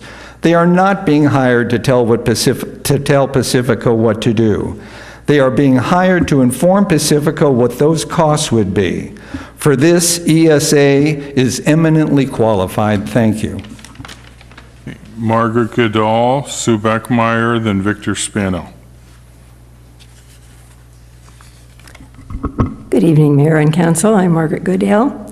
Tonight we need you to choose the best way for Pacifica to work our way through sea level rise and how it may affect us all for the next 20 to 30 years. Your choice of the best contractor for our LCP or the second best contractor will have long-term consequences for our community. Because no one can predict with 100% certainty what will happen over the next several years, we must plan for all different possibilities. We must look at what might happen and carefully consider how we might respond. We need all our options. Environmental Science Associates has the expertise and resources to assess all of our vulnerabilities, look at all of our choices, and all the appropriate adaptations for our LCP. Their proposal is thorough and detailed, far better than the second choice. The Gulf Alliance has raised questions about ESA and a controversy over the Army Corps of Engineers local coastal sediment study, which is part of an ACE effort covering the entire West Coast. The controversy they refer to was created entirely by the San Francisco Gulf Alliance, which attacked the study because they didn't like one of the 4 possibilities listed in the report for the golf course. One of the 4. Our LCP is not about the golf course. This is our town with 6 miles of coastline. We need the very best information we can get for our entire 6 miles of coast, unbiased by special interests. We need to be able to consider all the information and all the possibilities. Only with varying scenarios in the LCP can we realistically evaluate how we will respond to sea level rise as a community. We need ESA's expertise and scientifically based environmental planning as we face the future. Please do not be influenced or manipulated by innuendo and implied threats. We Pacificans deserve the best for all of Pacifica. Out-of-town interests should not dictate to Pacifica. Thank you. Sue Beckmeyer, and then Victor Spano. Good evening, council members. I've heard many of those assembled here tonight call upon you for voting for the best science available to advise you and city staff in preparing to decide policy for our city's local coastal plan. It seems that best science is related to where folks stand politically. I implore you to consider all points of view and listen to the concerns of the citizens who elected you. They're calling for an unbiased consultant to work on our local coastal plan. I've heard that ESA is unbiased. Well, my point of view was that Moffitt and Nichol were unbiased when we had a study done by them. But there were concerns raised about their bias. They're not in Pacifica. They don't have offices here. They are hired all over the world. And I'm bringing this up to point out that point of view can color how one views the value of science as to whether it is the best science to advise us. My challenge to you is to take care of your city. You've got polarization. Your job is to help us find a common ground. That is the way I see it. And I implore you to find someone else to hire who is equally scientifically thought of, and find a middle ground for your town. Thanks. Victor Spano. Hi, I'm Victor, Fairmont resident, president of the Pacifica Chamber of Commerce, member of the Fog Fest Board, and past president of the Pacifica Rotary Club. I'm kind of wearing all those hats. I just heard about this a couple days ago, and I received information from the Gulf Alliance, but oddly enough, I didn't receive any information from advocates of managed retreat or specialists in sea level rise who might guide me through this. And I would invite that. I would like to meet experts in sea level rise and ideas of managed retreat. I live in Fairmont up on the hill, and I didn't go to any of the meetings that occurred during 2015. I've received lots of messages from members of the chamber that are concerned, and I wrote to you a couple days ago saying that I too was concerned. However, I'd like to underline that I didn't say I opposed the consultant selection. I just said that our board has not taken a stand on it either way. I'm going to ask the council to put off making a decision tonight and having some community meetings, community charrettes, so that we, the chamber, the business community, the residents of the coast, and others can hear the different views and philosophies of the two candidates for this project. It's a little bit far off from what other people have been talking about, but that's my idea, and I thank you for your time. Okay, got David Ravel.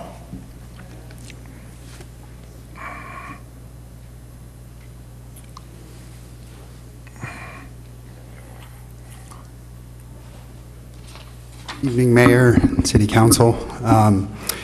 I'm David Revel. I am the President and Chief Scientist of Revel Coastal, the Plan B in front of you today. I'm not here to advocate for your choice. This is, of course, I would like to work with you guys. I've been working on LCP updates up and down the state of California. I presently am finishing up my 9th LCP. I have worked with all of the state agencies, resource agencies that have been mentioned tonight. The team I put forward has worked on 19 LCPs collectively, and we've certified 4 of them. So I am a scientist. I have a PhD in coastal geology. I've studied some of the bluffs in Pacifica. I'm familiar with the situation. In all of the years that I have worked in coastal processes and planning and management, I have never seen such controversy around the hiring of a contractor. LCP issues are very, very contentious when you start getting down to the nuts and bolts. And I would hope that you would choose to look at this from all directions. And so I would put forward my best effort in trying to provide a balance to look at both managed retreat, armoring and holding the line, and really trying to strike a balance, providing the things you need to make good informed policy decisions. So there is another option on the table, and I'd be happy to work with you. But again, I'm just observing tonight. I've never seen this happen before in the selection of a contractor. Thank you.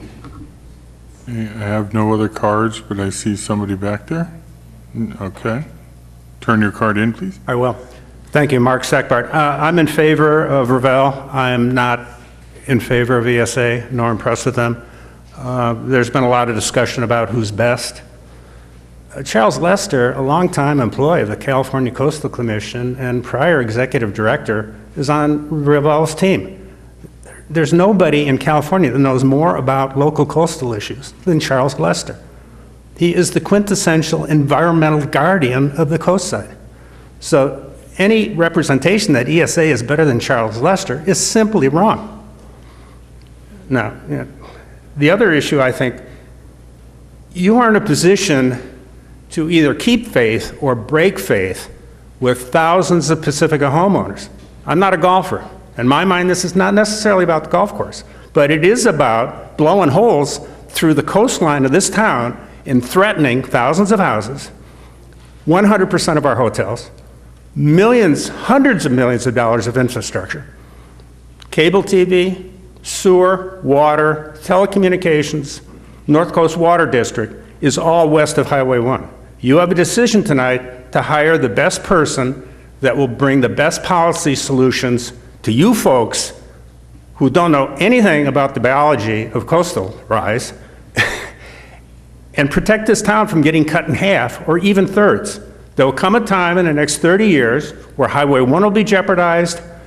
If the berm of the golf course goes, Fairway's in jeopardy, South Palmetto's in trouble, your new landscape's in trouble. Not a good decision. So you can either keep faith with the homeowners or break faith. And then the final thing is, I don't care that Revelle needs more staff time from the city. That's not what this is about. And if you go talk to a homeowner, you hired ESA because it's easier on staff, that won't cut it. So I think go with Revelle and let's get this underway. There was some discussion about the Army Corps littoral cell that ESA was on. I don't know that ESA is still on that project because it's been 5 years, it's still a draft, they're not done. They're trying to recover the report because of deficiencies and God knows what else is going on, but it's been 5 years. Thank you. Is there any other people that wish to address the council on this issue? Okay, I close the public hearing and bring it back to council for discussion. Any lights? John?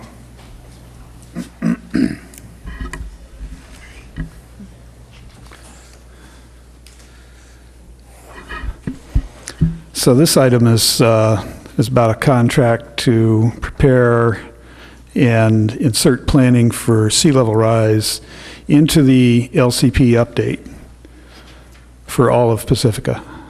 And it's funded by the California Coastal Commission. And significantly, it's overseen by our planning department and an ad hoc committee consisting of Sue Vadalas and myself. At any rate, we oversaw the committee that recommended ESA. But in the end, approval comes from the whole city council to both approve this contract and later to approve the result in the LCP. We haven't seen much sea level rise yet, maybe 8 inches. Our troubles with bluff erosion and wave damage to the seawalls, or the retaining walls, whatever you want to call them, have some climate change component, greater intensity and frequency of storms, and El Nino. Having said that, I think we can lump our current efforts into to deal with the bluff erosion and wave damage into sea level rise. And importantly, we can expect greater challenges ahead from true sea level rise, plus bluff erosion and wave damage. So we must begin to plan for sea level rise. That planning should include all possible scenarios and adaptations to each scenario. For example, we may get funding to replace the seawall or retaining wall north of the pier, and that will generate one set of options or adaptations. Or we may not get sufficient funding to replace the seawall, and we must consider a different set of options. With the golf course berm, we must again plan for different scenarios.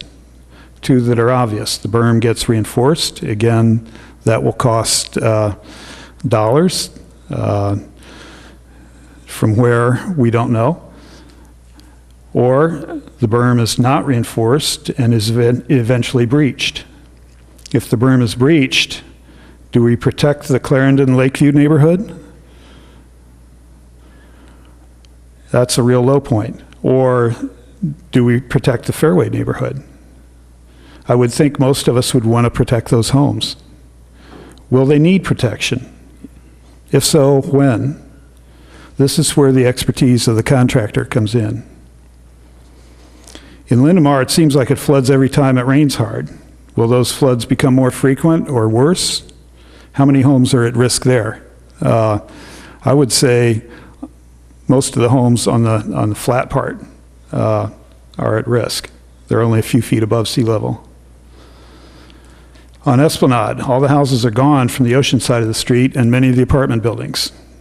The city is now trying to preserve the infrastructure under the street, especially the sewer lines. And we know from experience that the bluff below Esplanade will erode. But how much additional time will armoring buy us? What do we do if bluff erosion takes out the street? All of our sewage pump stations are at risk from sea level rise, except possibly Sky Ridge. Well, definitely Sky Ridge, because they were naturally located at the lowest points of the system in order to pump sewage over the hills along the coast to the new wastewater treatment plant. At what point do we have to move them? And how much will that cost? This is the question for everything I've talked about here. How much will it cost and who will pay for it? To answer those questions, we need the best consultants we can find to help us plan for the future. And we cannot exclude a firm because one group cries bias. There's no room for bias here, just hard options and science. If this scenario, then we can do A, B, or C. If that scenario, then we can do D, E, or F. It will cost roughly X dollars to protect Y homes. These are the sorts of answers we expect from this planning process, not directives that we must do one particular thing. ESA was the recommended choice of the ad hoc committee. For me, it wasn't close. Their experience with the data that already exists is superior because in many cases they formulated the data in other studies. The detail that was in their proposal far outweighed the others. Kearns and West, their media outreach subcontractor, has held successful meetings or forums in Pacifica on other studies. Charles Lester is also a subcontractor with ESA as well as Revell. We've heard people tonight on both sides. Some want us to exclude the recommended contractor, ESA, because they claim they're biased against the golf course. I would claim that ESA and the City Council will treat the golf course as fairly as any other parts of the city in this process. We will plan for various scenarios now, and later, when we see which scenarios actually occur, we will choose from among the options to adapt to that scenario.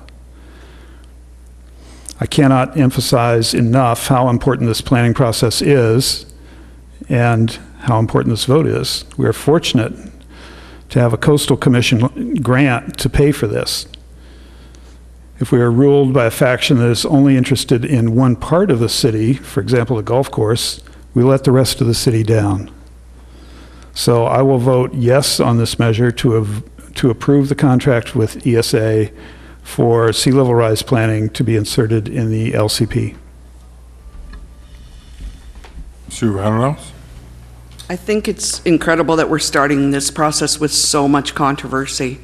Obviously, there appears to be bias. I saw on YouTube videos about managed retreat where Bob Battaglio was talking about letting go of all the seawalls and the golf course. And it was clearly on the video. I was on this ad hoc committee and I brought it up several times. I talked to several city staff about the fact that there were issues and community issues around ESA. what about our investment? What about the life of the people, the health of our people, the infrastructure that we need to protect? All of it is important. The people in Fairway, the people in Sharp Park, the hotels, all the businesses in the city. I can see the lawsuits could be astronomical. We need to save our infrastructure, the habitats of the frogs and the snakes that golf course protects. If you let the golf course go and people wander all over, they'll kill the frogs and the snakes. Now the golfers go around the frogs and the snakes. It's not just about the golf course. This is about our whole city. And I think that we take the alternative recommendation and hire Ravel. Deirdre? I'm going to vote in favor of the recommended action. I highly respect all of the folks who are on the ad hoc and the subcommittee, their recommendation, especially Hillary Packmanek with the Office of Sustainability. I was included on a breakout session with her during the study session last year for sea level rise. And, you know, she knows what she's doing. I don't think there's any bias involved here. When you're doing an RFP, I review proposals and hire contractors a lot.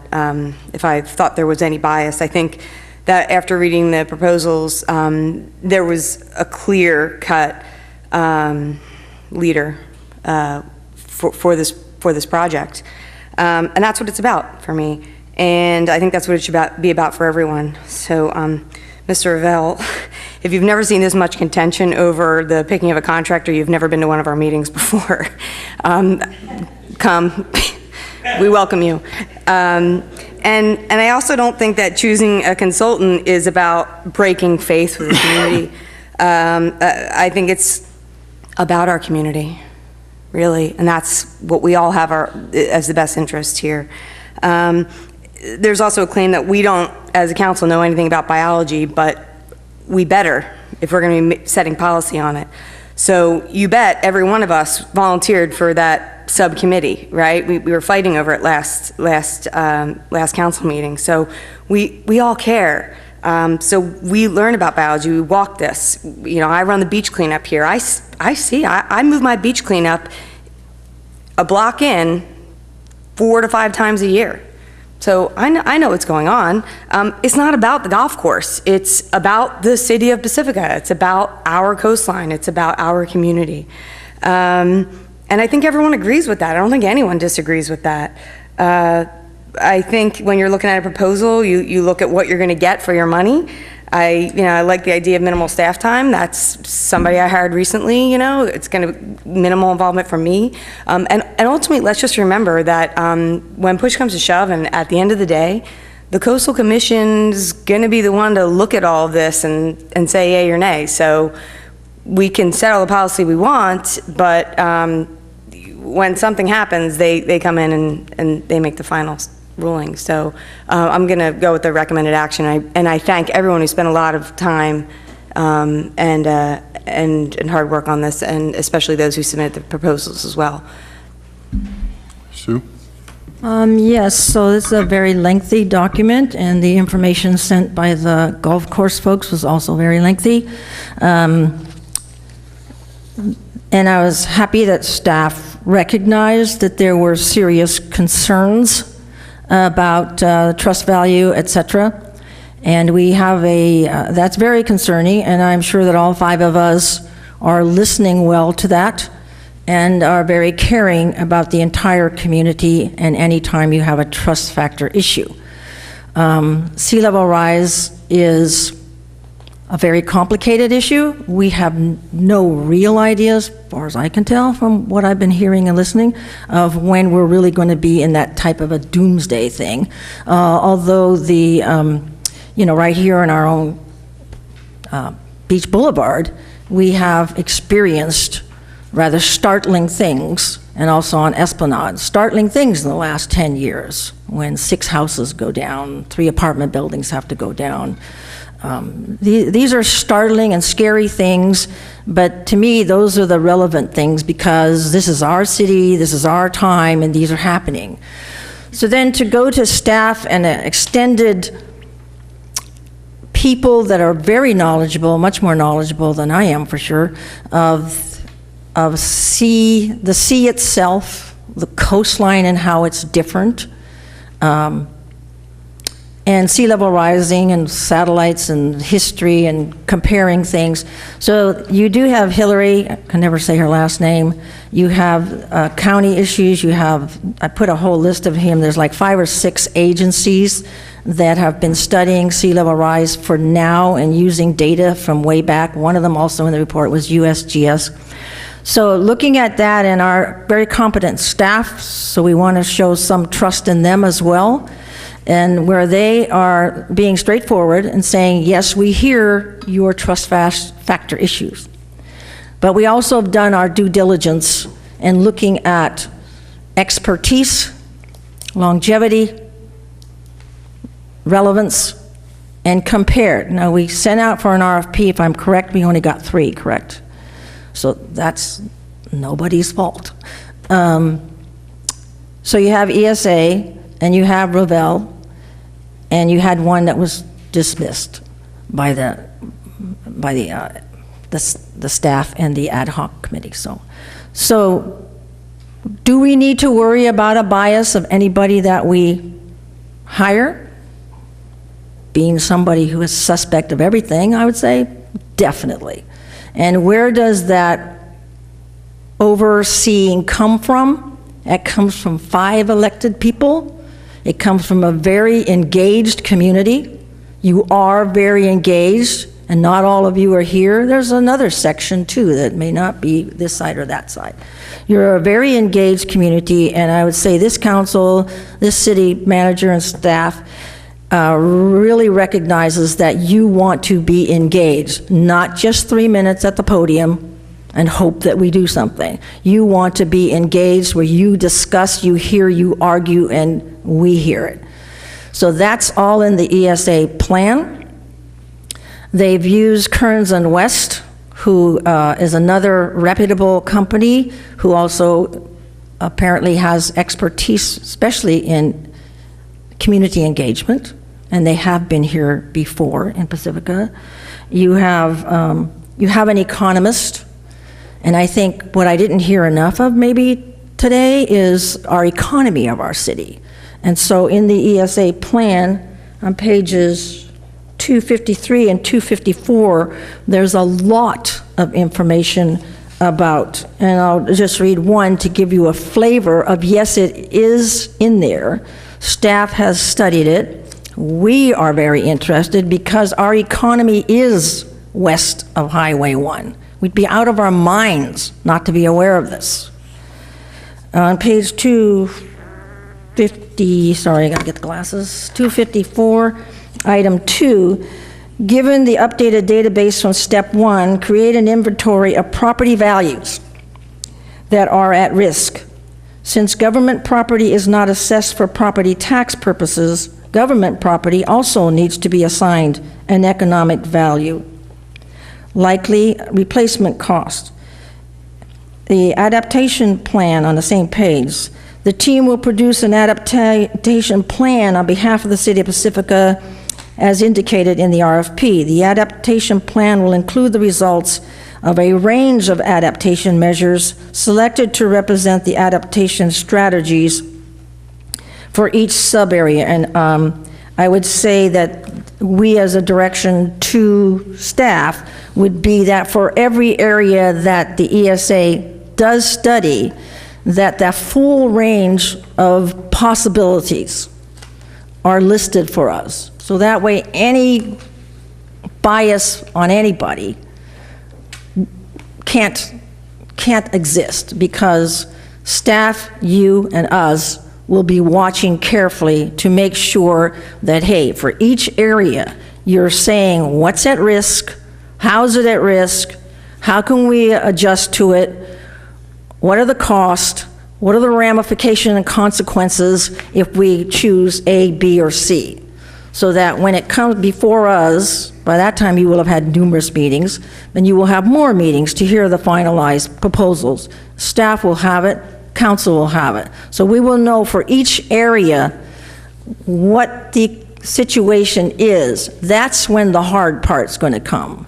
Is like, what do you do? Whether it's the golf course or whatever. And I think all of us on staff, I know staff must know this, and I'm pretty sure all of our council members do. I know that it was in that one when Ron Makel was mentioning, it was San Francisco residents who were up in arms because golf courses in their minds were for the elite. And they wanted San Francisco to get rid of all of them. It was the city of Pacifica, and I was on council at that time, who said, wait a minute, we don't believe that Sharp Park is losing money. So San Francisco staff did a very in-depth study, and the truth of the matter was that Lincoln and definitely Sharp Park were earning money. It was the swanky ones that weren't.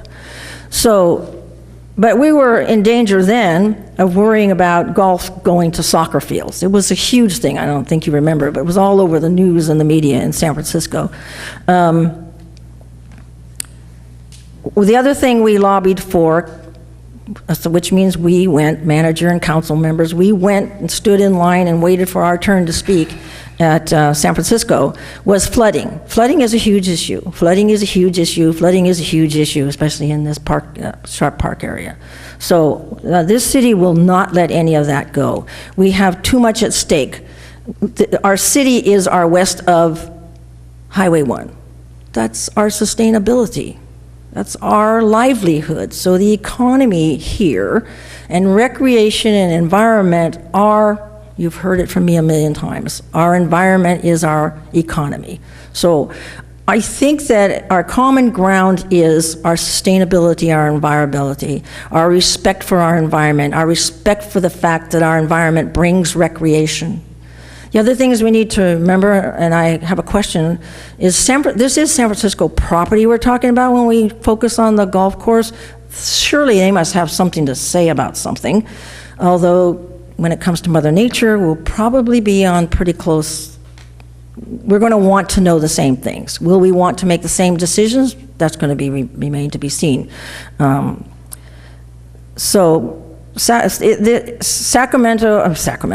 Francisco is under the order that this has, the Gulfport area, if we're going to talk about that part of our sea corridor, has to be recreational. If the city of San Francisco determines not to have it recreational, it has to go back to the owners. Are any owners still alive? I don't know. But those owners then can do what they want. So I think in our little city here, we have a lot of hard work going forward. We want to know what Mother Nature is all about as much as humanly possible. And we certainly as a city recognize and respect our economy. This is our economy, I repeat, on the west side of Highway 1. And we certainly know that our economy comes from our precious environment as well. So I think we can rest comfortably that our decision tonight to go to ESA is not going to kill us or put us in a bad way or throw us into terrible controversy with ourselves. You are an alert, educated, active community.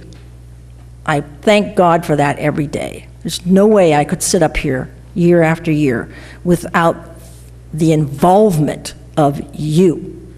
And I sit with each council that I'm with. I respect my fellow council persons. It is not easy to be here. And I will say again, I think you all agree, and our council agrees, we have a present staff that is awesome.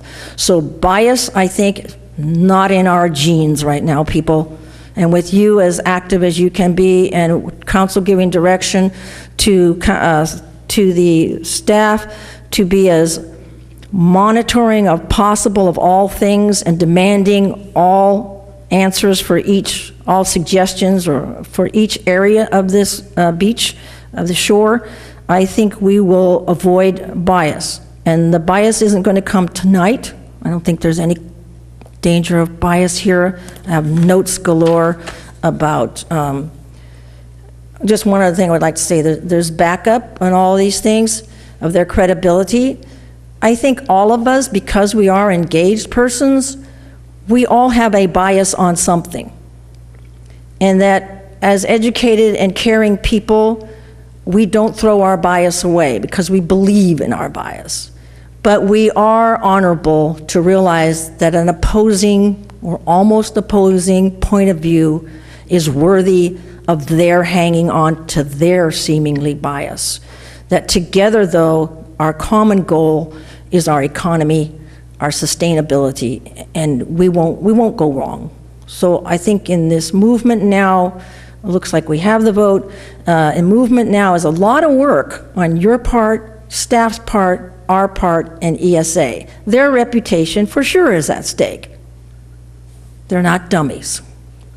So I would say definitely, I think with the hard work that's being done and the reputation of the team, and Charles Lester is on that team, and Kearns and West, who has worked here, are on the team, and there is an economist. So I like what I see. I did have a concern, and that was one, that our directions to staff is to definitely make sure that the economy, our sustainability, our economy is in there strongly, that we monitor every single suggestion and information that comes from ESA, and I think that's already in there. I think they already realize that. And then as a Manor resident on page,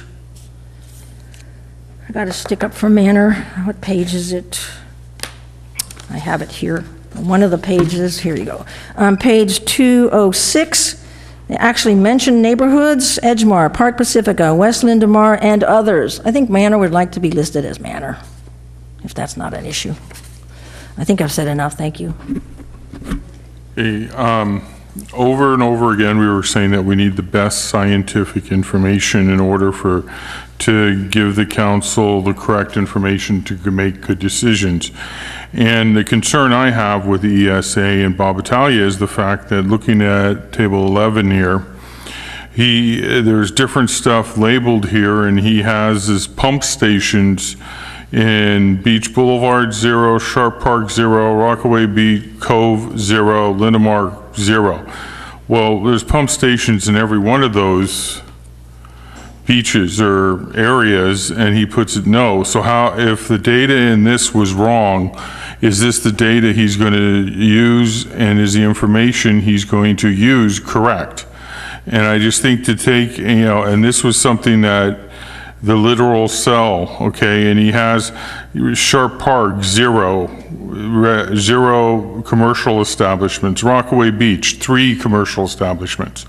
There's 3 restaurants, and I don't even know how many shops down there. Lindemar, 1 commercial. Okay, now these are all items that they say are at risk. But, certain council members have said that basically we're going to be flooding all the way up to Francisco, which would put a lot more at risk than in Sharp Park than 0 residences.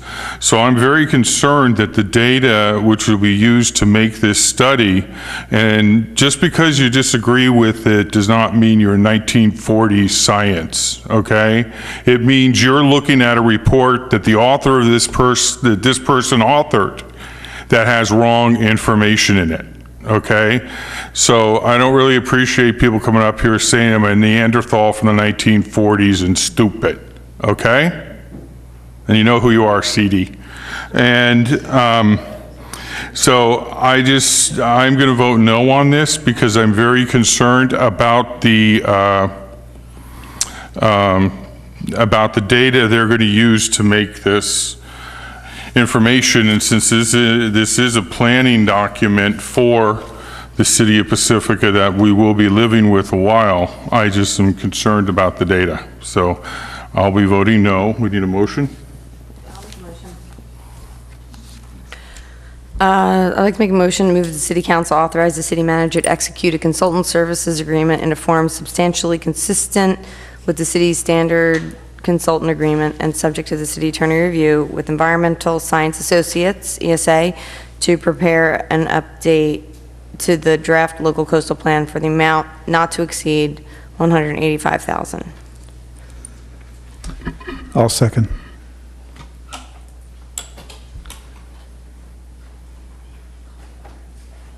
One didn't vote. I called for a vote. Oh, did you? Did I not vote? No, great. And that motion passes 3-2. You want a break? Do we have a request for, 2 requests for break? Don't trip.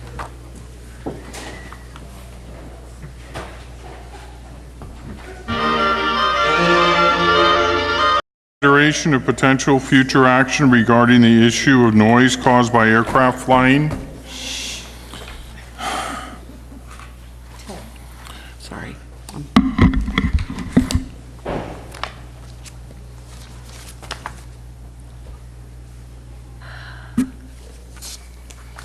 Staff report? Go ahead. Thank you, Mr. Mayor, members of the council. This matter is before you at the request of Councilmember Degree, who would like the city to consider taking action with respect to the nuisance resulting from the noise in Pacifica caused by aircraft flying to and from San Francisco International Airport.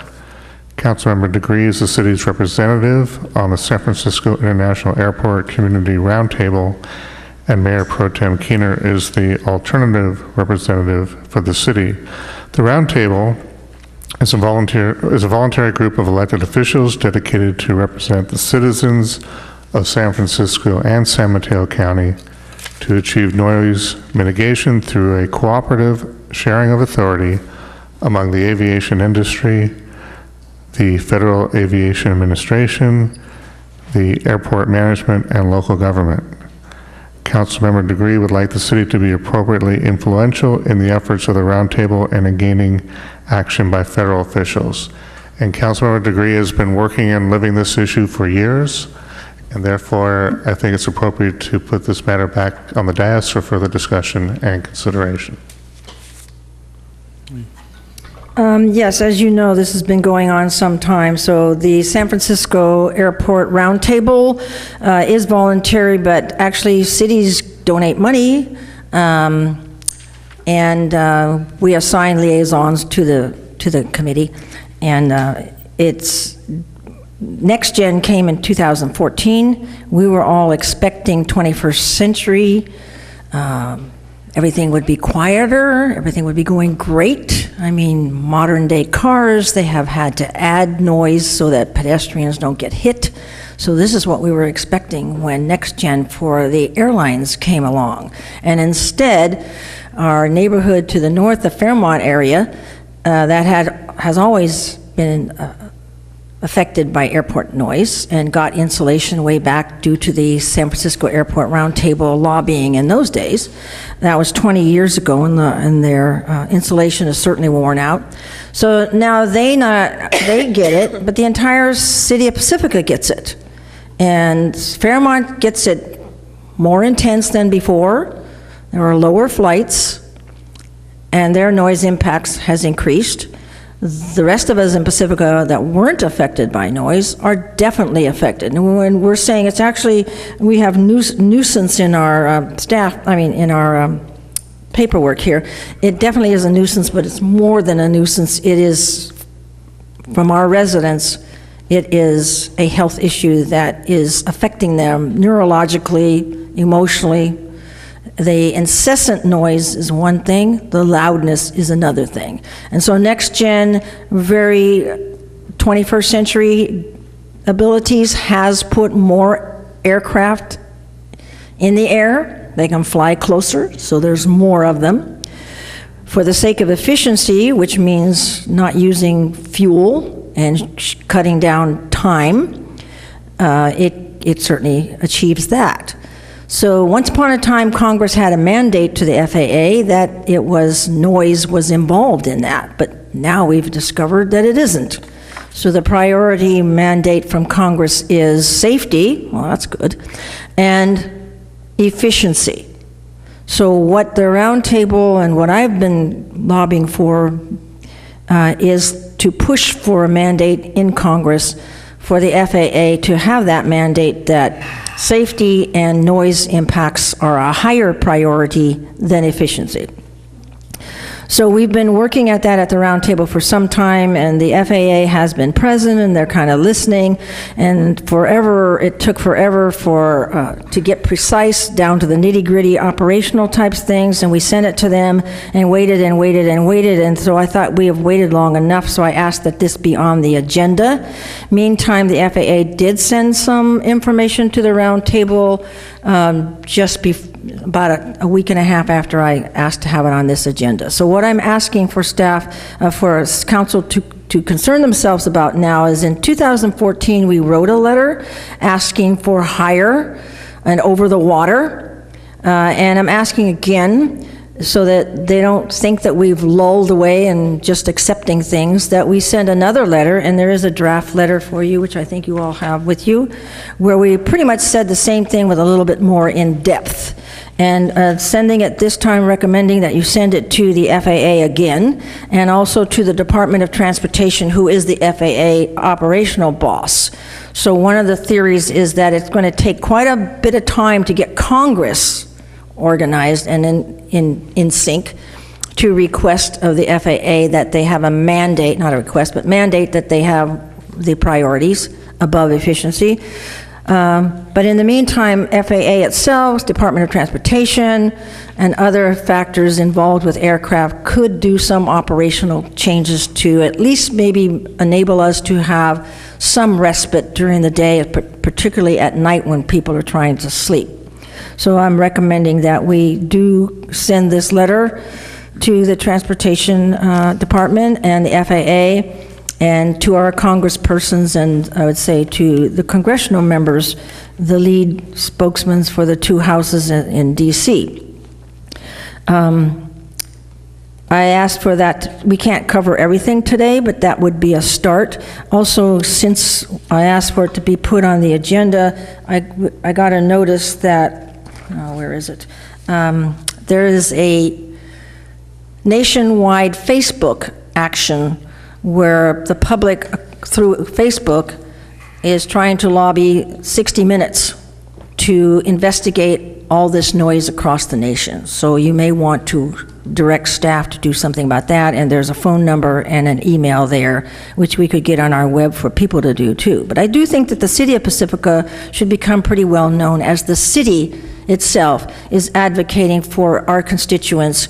We're asking the FAA and other government entities to support us in our legislative mandate to be lobbying for and asking for relief for our residents, that our health and welfare of our residents is of a primary importance. That's one of our major jobs, and we want support in that. So think about that while I'm mentioning one more thing. The other thing is that we have come to the conclusion pretty much that getting grassroots entities across the nation, and one route to that would be to discover other roundtables, and through them, by who shows up at their meetings, just as our meetings, our contingency from Pacifica is big, as well as from other cities that are involved, that we then find all the grassroots people and use the email system and the Facebook to get those grassroots people all across the United States to go after their congressperson. And that way we would be covering, grassroots is powerful, and that actually we might get some movement soon. And there is a reorganization of the FAA, which was put off by Congress and is supposed to be on the table in September. So lobbying between now and then, I think, would be a very big idea. And so the roundtable now has an operative legislative subcommittee, which will also be looking into that. So those are my recommendations for at least the first step for today. Sue Verlos? This says that the roundtable was established in 1981. We've been suffering this whole time. This seems like we need to be more forceful. If we want to do anything, all the cities need to get together and do something. It seems it's the same letter that was sent twice before with just minor modifications, and it seems like it needs to be more tough. because we do have citizens. That was my biggest complaint I heard, besides the roads, was the airport noise. People who complained right after I got elected. Many people came in to talk to me about it. And it just keeps on going. So I don't know how we can get the other cities to be more forceful, but we need to do something. I would say that movement is starting. Starting from 1981. Well, no, 1981, there was, remember, at that time, they did get a change. Deirdre's turn. Deirdre? I agree with Councilmember Vallas. I think I love the letter. I think we need to be more specific about what we want to ask for and be more forceful. I'd be willing to help rewrite some of that. Stating that health is the highest priority. I think some of the things I think is missing, if I can just be a critique here. For our parks, beaches, and rec, our slogan is "Parks make life better," but we could tack on to that. Aircraft noise just ruins it all. We have city parks, county parks, and we have GGNRA, and every one of those parks has been affected by that, even the southern route, definitely the northern, but the southern route. So I would add something about that. I'd also add something, and I'm not knowledgeable enough on how to say this, but there's a component of this that when the aircrafts fly over San Francisco, there's some revenue that is given to San Francisco because that's the route that they take. I don't think that... Landing fees. Say that again? Landing fees. The airport makes its money every time a plane lands there. So... Or takes off. We don't get any of that money. What I'm not defending it, but Yeah. what San Mateo gets is 25,000 jobs, plus the hotel tax, the gas tax, and sales tax out of SFO. Okay. Believe me, I'm not defending the airport. I'm No, just I telling you the understand. facts. No, you Yeah. obviously know more about it than I do. But, in the form of actual money that says, this is coming because we're flying over your city, we're not seeing any of that either. So if we could somehow fit that in, and I just think we need to be really clear and, talk to, when I write a letter to a CEO, it's bullet points, lots of white space.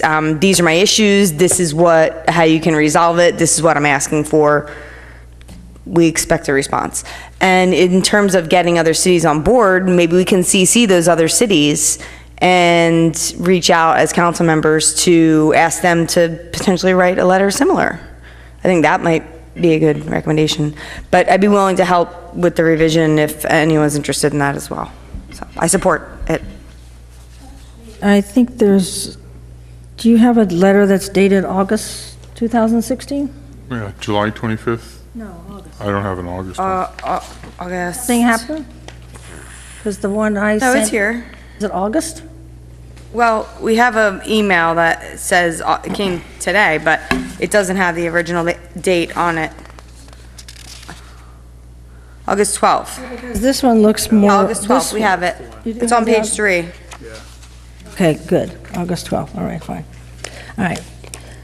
Well, my suggestion was to start with this and then get to this more specifics. Remember, this was supposed to be the first discussion. Okay. Yeah, no, I'm in. I like all this. But I have to find out. If do we want to get into deliberation, or do you want me to take, this is supposed to be more questions for staff and Sue, and then before we start deliberating, we're supposed to get public input. Okay. I mean, I'm not trying to, you know what I mean, that's Right. just what we're supposed to do, so. Okay, Public input. yeah. I have 2 cards, Bridget Duffy and Ron Makel. Bridget? Hi, one thing I just want to commend Sue Degree for her work in this. It's amazing. It's one of those things, as I can see, a right-left coalition. I love the thing you said about airport noise makes everything worse. I love the tactic that you're going for, which is going for the a federal bill to mandate it. I didn't know that it used to be mandated, but that makes a lot of sense. And I just discovered a group called Indivisible And it is supposed to be a right-left coalition, but I think they have like 3,500 chapters throughout the country right now. They're growing like crazy. It's a very good way to organize around people's issues. And what they do is they actually take these issues to senators and Congress people. So you might want to check that out. I will bring this back to my Indivisible group, and hopefully they speak weekly with our representatives, the senators and the Congress people. So it's a good thing. And thank you for your work. Thank you. Ron?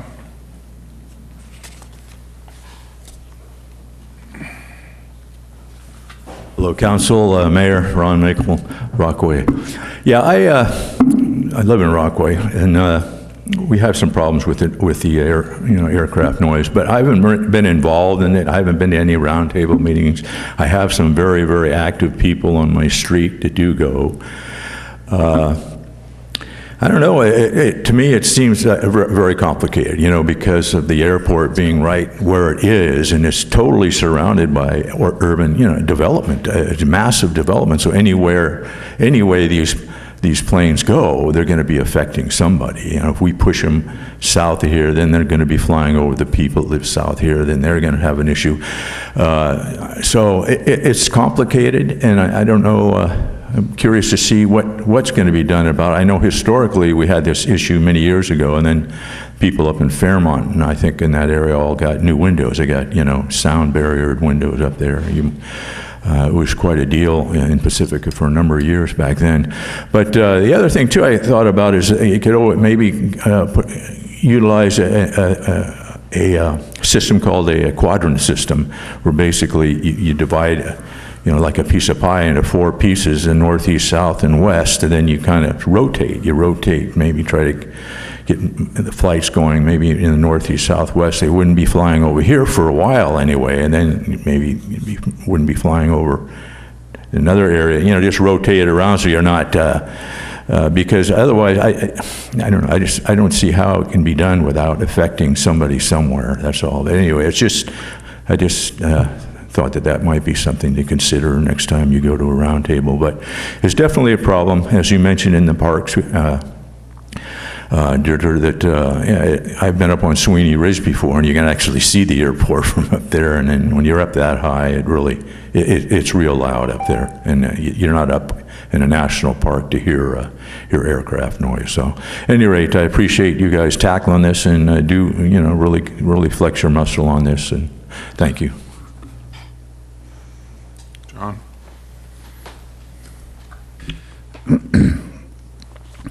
Flexing our muscle. I want to outline what I think are the 2 types of flights that are affecting us the most. And one is the one that Ron mentioned. They take off from SFO and fly straight over Fairmont and out over the ocean. And these are flights that are generally going to Asia. So they have a full load of fuel, and they're also fully loaded, of course, with baggage or etc. And the big issue over Fairmont is that there's a 3,000-foot altitude restriction. They can't fly higher than 3,000 feet there. And that's because, as I understand it, and my understanding isn't complete on this, but as I understand it, they have to leave the airspace higher open for planes that are sort of traveling through the area, not landing or taking off from SFO, flying to Salt Lake City or something like that. I don't know. The other type of flight pattern, departure pattern that, and this is the one that we've noticed the big difference in next gen that Sue was talking about is they take off over the bay and sort of circle around to the north and come across the peninsula and they cross in Brisbane, Daly City, about in there, and then turn south. And these are flights going to LA or Phoenix or Dallas. They're, and that's really a lot of the departures from SFO. It used to be that those flights would stay offshore while they, climbed up to, 20,000 or 30,000 feet. But now, under Next Gen, they don't. They make a sharper turn and fly over Pacifica, and their object is to fly over our parks and the open space and so on down the sort of the spine of the peninsula. And they figure there's no houses there and people won't complain. And that's, so, we figured that it wouldn't be that hard to get the FAA to go back to the old overwater departure. But the FAA it must be the slowest bureaucracy in the federal government. And, certainly you can see some reasons for it. I mean, they're regulating people up in planes and they don't want to screw anything up, first of all. But, so Sue's airport committee sent a detailed letter, and this was not a short letter like what we see before us. This was, 50 pages or so of recommendations that the FAA should investigate, and they were just carefully vetted by everybody, including a staff member of Jackie Spears. And this they sent off in February, I believe, and this is the document that Sue was referring to that we just got back, a week or week and a half ago. And what I can tell you is that for the departures over Fairmont that are headed toward Asia, and they are absolutely the loudest. I'm sure everybody's aware of what airplanes sound like going over Fairmont. Trying to raise the altitude restriction on those flights, I just can't make head nor tail out of what they're saying, but they're not raising the altitude restriction right now, that's for sure. It doesn't, so that one's undecided. The other one, the flights that used to be offshore and are now, over Pacifica, and this is the source of all the new complaints. They say that is currently under evaluation. Whether to move those flights offshore. And it's been, under evaluation for 2 years, and I don't know how much longer. So that's the status with the FAA. This letter, it could use some more editing, frankly. So Deirdre, you're welcome to have a whack at it. I'm sure you could improve it a lot. But it's mainly, in my view, it's just to say, we're still here, we're still complaining, we want you to move as fast as you can and to do as much as you can for us. And so that's about it. In looking at I mean, frankly, it seems to me like the airport roundtable is kind of milquetoast. I mean, they've been there since 1980. We're now dealing with this issue. To my knowledge, we were not notified as a city that this was going to be happening, and it's kind of like, you know, they don't really care what we're doing here, and that's obvious by the thing. But I think in looking at the letter here, you request that they lessen the density and the frequency of flights. Well, I think you need to request something that's possible. Airport traffic is projected to grow at over 25%. They won't be able to lessen the density and the frequency of flights. Okay? I mean, if it's going to grow by 25%, don't allow flights to intrude on sleeping hours. They do have that restriction in San Jose, but it's voluntary and not by mandate. I also passed this letter on to somebody, and your letter totally misses something called the gap departures. And these are the part that are not being flown per the gap procedures, which is the rules for SFO themselves. So SFO is not following their policy and their own rules. And they're the flights that are straying south from the 35-1 interchange path as far as 2 miles south in the Pacifica. They're low-flying big jets that make a ton of noise. It's not a next-gen issue, but SFO just not following their own procedures. Now, I'm setting up a meeting with Jackie Spears, staff member, and I mentioned this to her, and she said that is something that they haven't looked at before. So I'm going to be meeting with her, and she was going to be ordering some data from SFO about this, okay?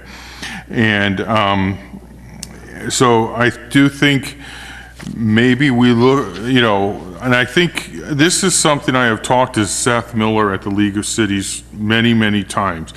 When I went to one of these league conferences, I met the lady that's the federal lobbyist for the League of Cities. And I asked her about next gen. And she said, well, we don't have a problem in California. She says, Phoenix is erupting, Phoenix is having lawsuits, but I haven't heard from a single city in can you listen to me instead of typing? I'm writing down what you're saying. Okay, as I talked to this lady, and she said that she hadn't heard from any city in the state of California that's having issues. And I said, well, there's at least 20 cities in the Bay Area that are having issues. Why can't you, if we're members of the League of Cities, and this is a common, not a one city issue, why can't you lobby Congress for us? Reach out to the Senate, to the congressman in Phoenix, reach out to the congressman in Salt Lake City, Denver, New York. These are all cities that are having next-gen issues. And as far as I know, the roundtable has not done diddly squat with that. Okay, and all we hear about is a select committee. And in one of these things I just read here, the select committee voted 8-4, not in the best interests of us, okay? I forget where I read that. There's so much paper here tonight. But you know, and I've been talking to him for like 2 years, and Larry Moody from East Palo Alto, treasurer of the Peninsula League of Cities, told him, why can't we do that? Okay, so I think we're a member of the League of Cities. We're paying them $12,000 a year to be a member. Let's demand some service from League of Cities at the federal level. Okay, I don't see why we sit there and just take this crap. Okay, and I mean, Spear might have her heart into it, everybody has their heart into it, but three Democratic congressmen in a Republican-controlled Congress of 435 people are not going to get much action. If you get the Republicans from Arizona, Utah, and everywhere else, you might start getting some action. So I would really like this to be a lot, you know, tougher. I would really like to see some resolution from every city. And if you want me to start doing that, I will be happy to do that, because I know 11 o'clock every night I hear Big Bertha flying over my house. And it's probably one of these gap flights flying south. So, I mean, that's my thought. I don't know who was first. I guess Sue Rodriguez. Give her a chance. Right, so I'll respond to that. So one thing, you're absolutely correct, which I already said, is that it's going to take having all the congresspersons across the United States. But for California to think that they are going to by huffing and puffing or whatever else to get the congresspersons across the United States to see our point of view just by using that method, it doesn't seem realistic. So what we're saying is we're embarking upon getting the grassroots to go to their own local people. And in that way, they're hearing from their local people the same as we are. As for the San Francisco Roundtable being milquetoast, I mean, I think people need to attend, now it's on TV, to see what it is that we do. For one thing, Fairmont did get the insulation because of the Roundtable involvement. And that insulation has reached its limits. And as I mentioned, Next Gen was definitely expected by all of us to be quieter. We were not going to be having these issues. And then it blew up. And so we worked our best to be down to the nitty-gritty, and there's a lot of nitty-gritty, which is on our website, I believe, and certainly on the SFO Roundtable. We cities, all of us 20-something cities, work together with staff, et cetera, in being as picky as you're suggesting. And one of the reasons I'm bringing it here is to make sure that Pacifica's voice continues there, yes, but also continues higher up. This is not the third letter. What you have is some edited. The first letter was in 2014. We've done a lot. They've heard a lot from us. Does it feel like the FAA doesn't care? Yes, it does. But remember, the FAA's mandate, so that would be the mandate of staff from council. The FAA's mandate, staff's mandate, if it were us, was to do efficiency and safety, not noise. So until somebody with authority takes command and says, change it, it isn't going to happen. So staff here has to do what council majority says. They can't just go changing it. So that's the same boat we're in. It makes everything, our voice, weak if one city pulls out. Now, Daly City, during the economy being poor, Daly City said they didn't want to pay the amount of money that cities pay and were pulled out. That was a great concern because then we're not a concerted entity. And there was some comparison that the Select Committee, the Southern Select Committee, was stronger and better than SFO Roundtable. If you really participated in all the doings, you would find out, no, they weren't. For one thing, they weren't allowed to even consider flights from Oakland. We do. We consider flights from Oakland, San Jose, and I'm suggesting we should be doing Half Moon Bay and Santa Carlos. They ended, that select committee ended. They finished their work and they had some suggestions with SFO Roundtable picked up, and we're willing to work with them to use their suggestions, which were the same as ours. And so now there is a new committee starting in the South, which the SFO Roundtable is going to be mentoring and help them get started. So you have a courtesy thing too with your legislators. I mean, it's if I may be so blunt as to say huffing and puffing and being tough. Huffing and puffing and being tough, what is it going to gain you if you lose respect? I think you need to be tough. And if we're reading the same letter, which is the August letter, we're saying that enough on the studies. We're saying there's enough already, that this is a people issue, and that we are saying no more waiting. There's been more than enough waiting, that we need relief now. We're talking about now, meaning 3 months to 6 months, not another year, which is being somewhat proposed.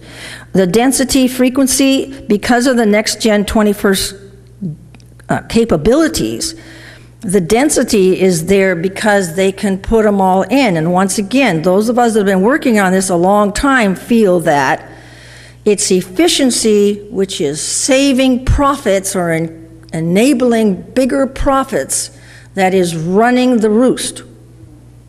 And that's a mandate. The mandate is safety. and efficiency. Less fuel, cut down on time. That gives you profit, okay? We're saying it's got to stop. And whoever, FAA, TRACON, whatever, whoever locally can do something, do it. And we're saying we need to go across the nation, so we're stepping out of the Bay Area, and we're going across the entire nation with the public, to push the public to put pressure on their local. The public in the local area is going to have a lot more power than any of us huffing and puffing over here in the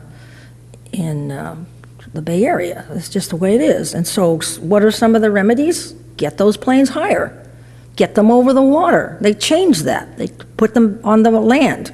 So the Capacity Act of 1990 would be helpful. That's 1990, and it's ancient.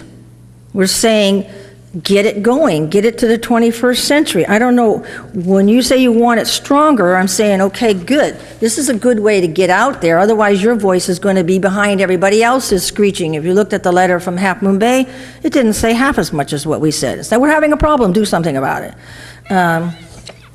You can get to the nitty-gritty about the types of monitors, where you want them, the types of flights on times. You can do all that in the second meeting that we do. But I just really think something needs to be done to get our voice out there, so it doesn't look like we're just accepting another wait for FAA.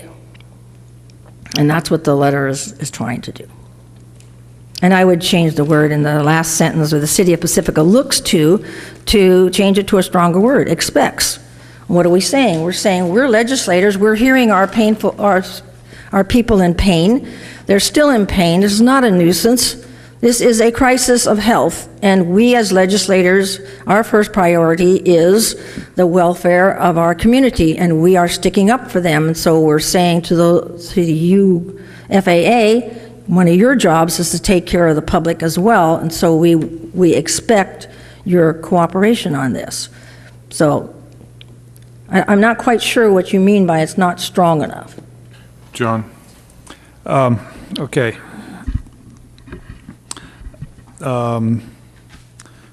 My understanding of the gap is that that is the one that the flight procedure that has the departures that go over Fairmont and make the 35-1 interchange. Yeah, right, and just make ungodly noise, and and I would say, but it's not addressed in the letter. It is addressed in the letter, but not specifically. That's your next, that's what I'm saying. The next point would be to go to the specifics, the stick, the waypoint, the whale point, the port change. Yeah, that's all those specifics. That's addressed sort of in the fly higher. So that's the one that has the 3,000-foot altitude restriction on it right now. And if they could get up higher, it would reduce the noise somewhat. It's not going to take it away, that's for sure. But the other thing is, I was really intrigued by your comments about the League of Cities. And, I'd say, just anybody we can get on this. Somebody with a broader reach like that'd be fantastic. I would think, why don't we write a letter? Oh, I think Keith has something to say.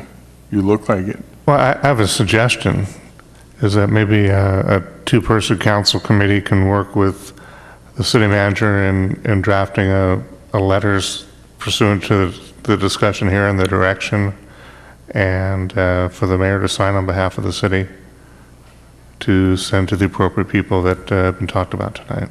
I would like to send one to Seth Miller at the League of Cities to say that this is a formal action of the City of Pacifica as a member that we want something done. Yeah, and do they have sort of allies in Arizona? And Yes, apparently every state has a league of cities. I mean, they might go council of cities, something like that. Every state has a league of cities, so we could potentially have 50 allies with residents in every single state going after their congressman to get this changed. And I just found the reference where the select committee voted 8-4.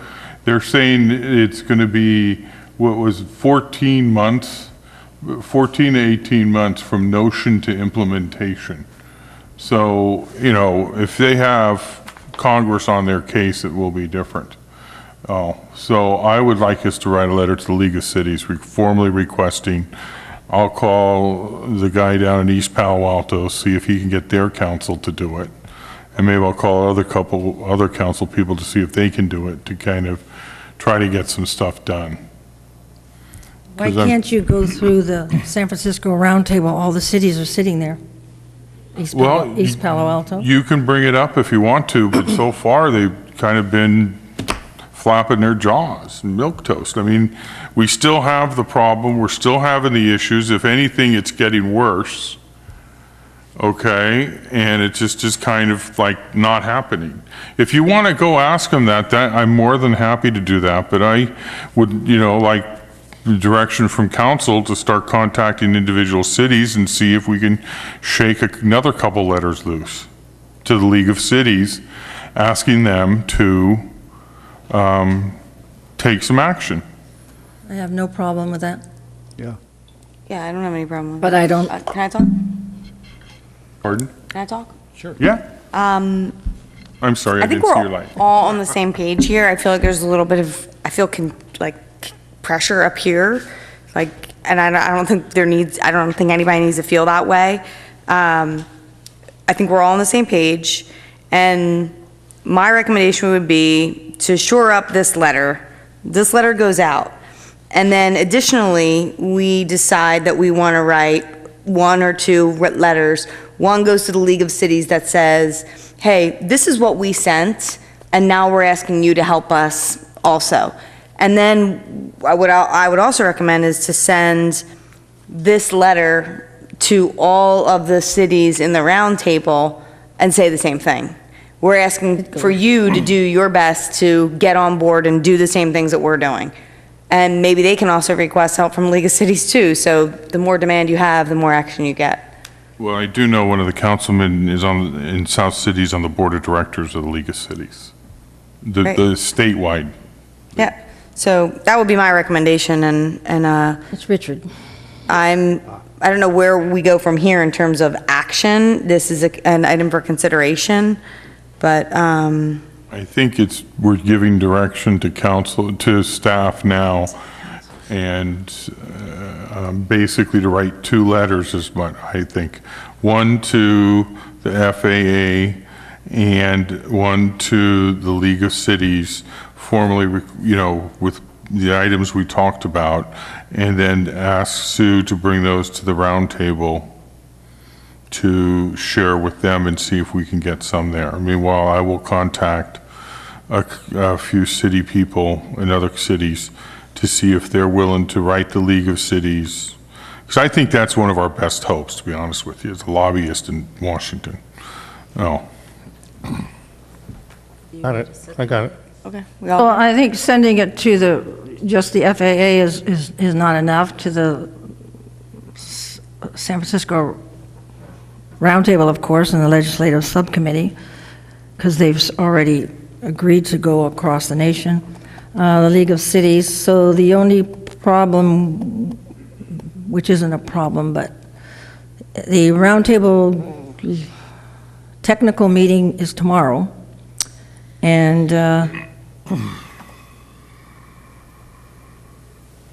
it just bothers me that we're going, so what I'm hearing is that you all think that San Francisco Roundtable has been a bunch of milk toast. I didn't say that. That was my opinion. No one else has said that. But nobody has disagreed with that. So I am concerned. I disagree. I am concerned about that. And so I certainly don't want to delay anything that would bring us relief fast. I don't even know what that means. Oh. Wimpy. The youngster didn't know what milk toast meant. That sounds delicious. It is delicious, but it's wimpy. She's built wimpy. Especially if you put a little sugar on it. Yeah. Got craving. So, okay, are we done with this item? Staff has direction? Okay, so moving on to, what is it, item 15? Appointments. Okay, so item 15 is appointment to the Beautification Advisory, Parks, Beach, Recreation, Open Space, Parkland Advisory, and Planning Commission. So everybody got their packet. Now, Kathy, do you want us to just turn them in page by page or just fill them all out at once? It's up to the council, whatever. So on the Beautification Committee and the Open Space and OSPAC, we have the same number of applicants as we do openings. Yeah. So in the past, we have sort of Bananas. yeah, done that by acclamation or something of that nature. Is there anybody, members of the public, that would like to speak on these appointments? I have no cards. Okay, Bridget. Did we have anything public on the airport? That was just information. Do we? No, we didn't. The only thing I'd like to say is that We did have. Yeah. I'm not sure, I know that there's probably a process to picking people to put on these committees. Yes. And I have on a couple of occasions, not very seriously, but I say that because I'm an average citizen, essentially. I have other things going on. I'm trying to do my civic duty. So for an average citizen who's trying to do their civic duty, how does one get on one of these committees, is my question. We publish the fact that there is a vacancy on a committee, and then it's published in the Tribune. It's also usually posted on Nextdoor. Also, it's posted on the city website. Okay. You then take and fill out the form. You send it to the city clerk, who collects them all. The council then has interviews with all the candidates, or applicants, I should say, and then we do the appointment like Okay. now. So basically, you just have to read? Yeah. Pardon? You just have to read a few things? Well, yeah, you have to, And then you'll find out that there's an opening, is what yeah, you're saying? yeah, like Okay. presently, we just had somebody resign from the Planning Commission, and then Economic Development, I believe, has an opening. for Expiring terms. Expiring terms. Okay. The only thing I want to say, other than that, as the public, is that both the Economic Development Committee and the Planning Committee have a serious lack of female representatives. The Planning Commission right now is all men. I think there's only one woman on the Economic Development Committee.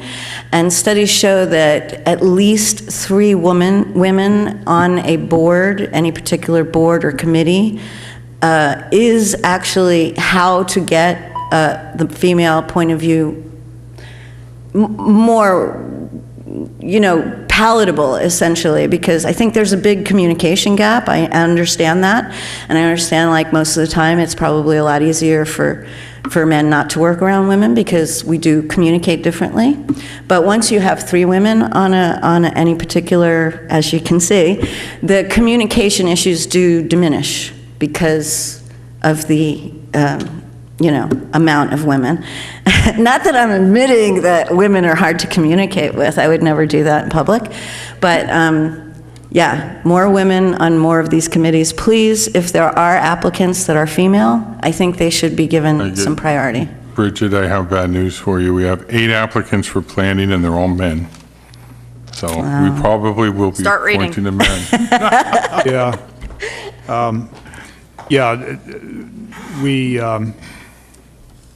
We specifically look for, qualified applicants that are female for planning in particular.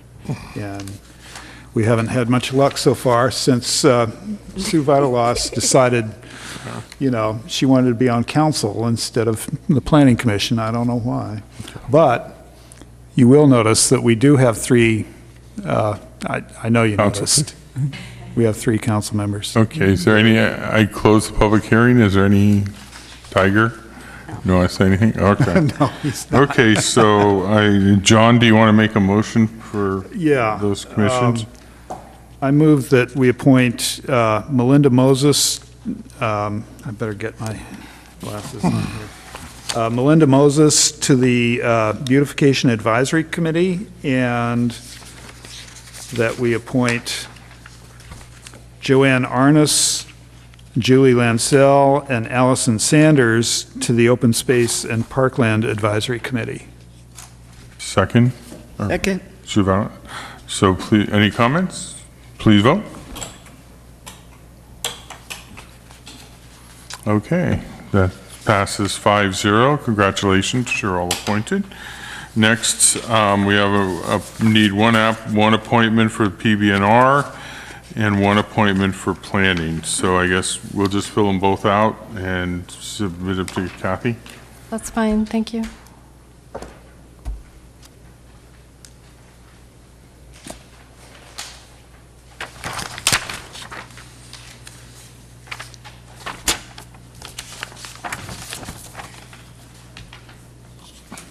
Yours.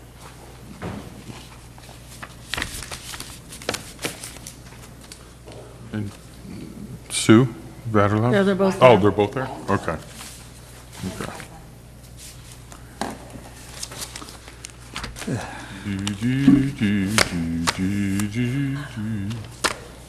I seem to remember that you did that last time.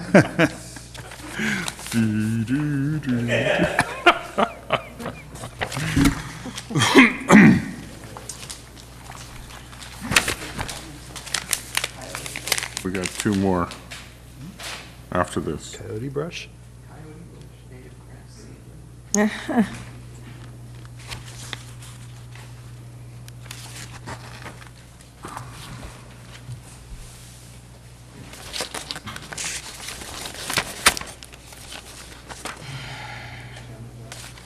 $10:30, we should make it.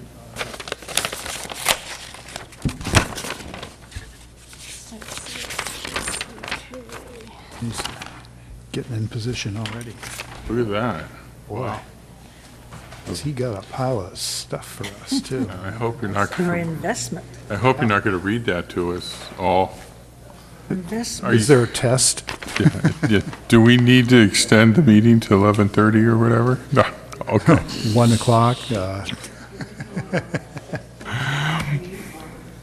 morph into whatever you need. 16, what's 17? 17. What is it? It's flood. It's a change of flood. Kind of interesting because there's no map. Yeah, I saw that. There's like individual houses or whatever. Well, you want to continue it till next week, next September? Check and see if there's a deadline we have to meet or something.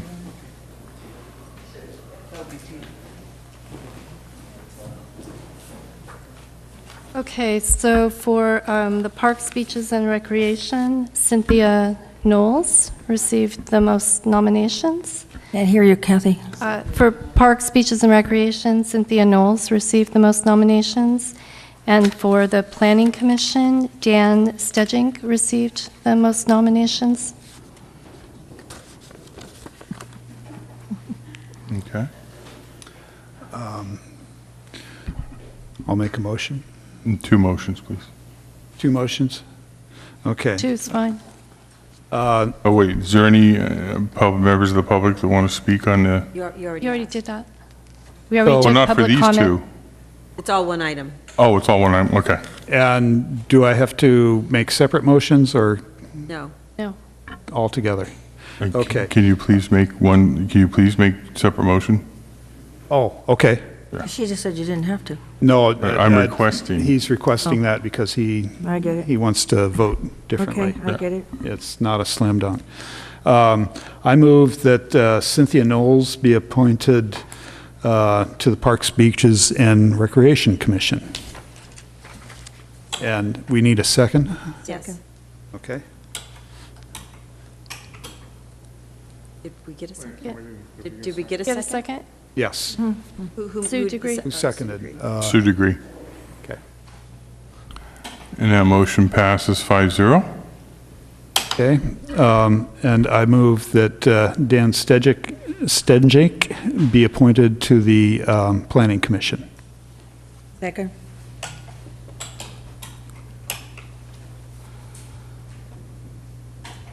And that motion passes 3-2. Congratulations, Dan. Okay, next item is item number 16, investment policy.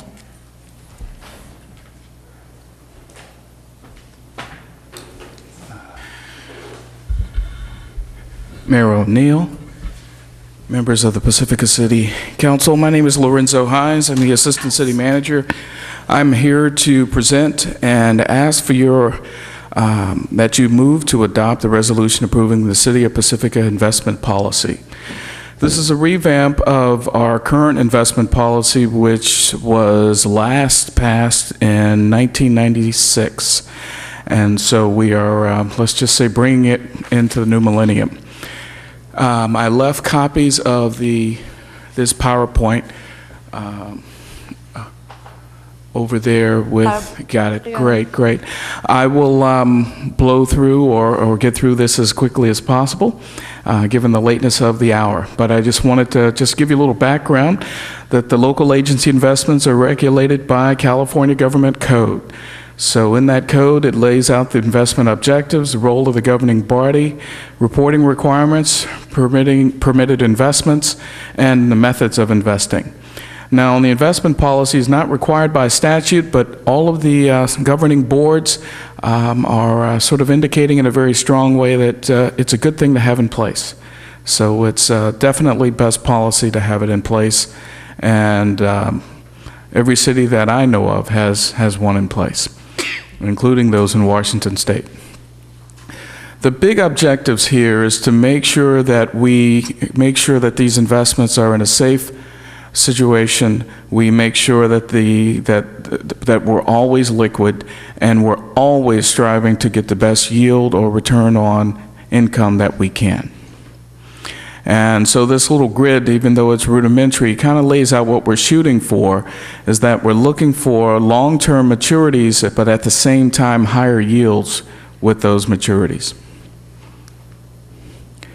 The governing body, this is also state law, basically appoints you all and city staff as fiduciaries subject to a prudent investor standard. So in other words, it's what a normal investor would do. The authority to invest may be delegated. You can delegate it to a treasurer, the finance director, CFO, or city manager. It's recommended that it's annually renewed and can be through an investment policy approval. The investment policy can also allow for third-party management. Now, the government code, we're going to talk about reporting requirements here. The government code requires that we make monthly reports of transactions to the council. The government code also gives us the option of providing a quarterly report with far more details than just the transactions. So the best practice, which is the second bullet on this page, is to do a quarterly report that includes these types of information: type of issuer, date of maturity, par value, current market value, percentage allocation of securities, and a statement on the ability to meet the expenditures. And so you'll find that all of these things in the policy that's attached. So the permitted investments are regulated by Government Code 53600 through 53610. And so some of the commonly permitted investments include treasuries, agencies, repurchase agreements, medium-term corporate notes, CDs, municipal and state obligations, prime commercial paper, and local agency investment funds. Now, the thing about government code, it gives you a lot of options regarding permitted investments. So this next list on page 7, those are all of the permitted investments. Some of those are exotic, and some of those aren't as appealing to me right now. So I've basically gone through that list and came up with, on page 8, what I believe is a nice conservative portfolio for us to begin or sort of re-begin our investment activities with. And with the local agency bonds, treasuries, state obligations, agency obligations, bankers' acceptances, commercial paper, and there's a glossary in the back of the investment policy. We've got non-negotiable CDs, repurchase agreements, medium-term notes, mutual funds and money market funds. We have joint powers authority pools, which allows us to get into some sort of very heady state pools. And then there's the local agency investment fund, which is run by the treasurer. So that is my proposal to you for an investment portfolio to help us go forward. Now, as we bring this policy back to you annually, I will be exploring the other instruments or investment types that you see on page 7. And if I see something there that I think will benefit us, then I will come back and recommend that to you as we review these policies, or review this policy annually. And sort of to manage expectations, in case you're wondering if we're going to make a killing on some of these investments. So we actually quoted, actually had one of our advisors send me quotes for some of these instruments as of last week, August 8th. And I'll give you just some examples. The U.S. Treasury obligations come in 3 different flavors. There's a 6-month, there's a 1-year, and there's a 5-year. And the 5-year is yielding 1.83%. So that gives you an idea of what the rates are. Let's see.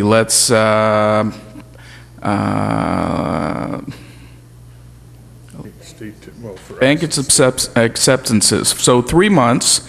It comes in 2 flavors: 3 months and 6 months. 3 months is at 1.25%, and 6 months is at 1.38%.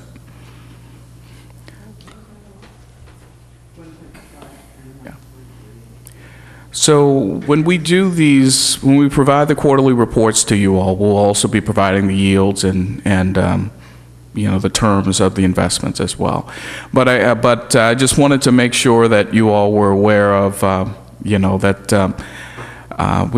again, we weren't going to make a killing here, but it provides some return on money than just letting it sit idle. And as promised, that concludes my presentation. John? No, yeah. I don't think we exactly have a huge pool of money sitting around waiting to be invested. We may have, for instance, some that could be, in a really liquid investment, short term, yes, that sort of thing. Mm-hmm. So, which investment type would you recommend for that? Or is there even one on the list? Oh, there is. There is. There are the U.S. Treasuries at 3 months. There are the bankers' acceptances at 3 months. These are, again, 90-day obligations. So I would probably start in that realm. And as we start to build our reserves, then I'll float out to the 6 months, to the 1 year. And there may be some sum of money that we can actually put in the 5-month or 5-year agency obligation. Can Can one withdraw from those investments without penalty? Yes, except for the CDs. Yeah, okay. Okay. How much do we have available, would you say, to invest right now? Zero? I mean, it's okay if you answer zero. I don't really know. I don't really know. We wanted to get this in place so we could start the process of isolating our surplus cash. And again, that'll all be laid out in the quarterly report for you as well. Sue Vanderlass? What is the highest amount on a 3-month term? Oh, Investment type on the shortest term? probably the banker's acceptances. Let's see, the Treasury's about 1%. Yeah, the banker's acceptance is at 1.25%. Well, hang on. I got commercial paper here at 1.20, and that's for 30 days. So we'll be looking at all of these. But this group of investments, in my mind, represents a nice conservative group of instruments.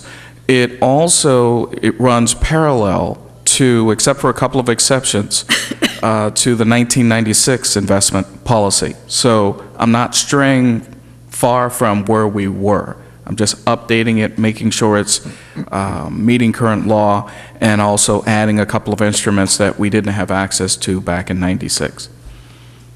Deirdre? Thank you for putting time into this. I have the glossary in front of me, but I was wondering if you could expand on a repurchase agreement. Repos, that's what we call them. So best way I can describe it, let's say you have a sum of money and you have a contact over in the, let's say, the European markets.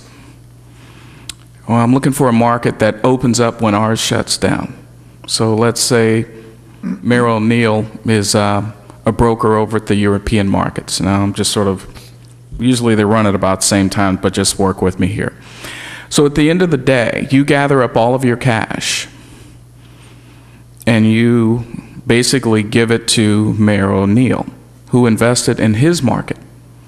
He makes money, hopefully, on your investment. He returns your principal and your investment at the end of his trading day and gives it right back to you. Oh.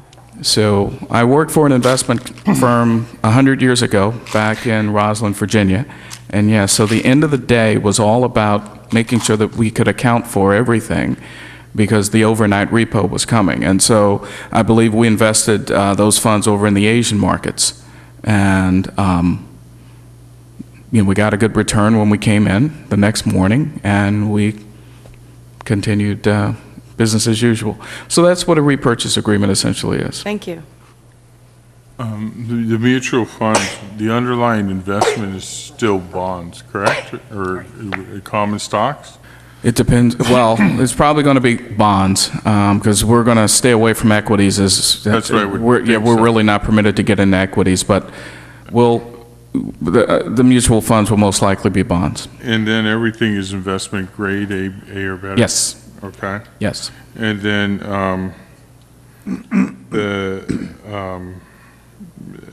I was curious, why not collateralized deposits?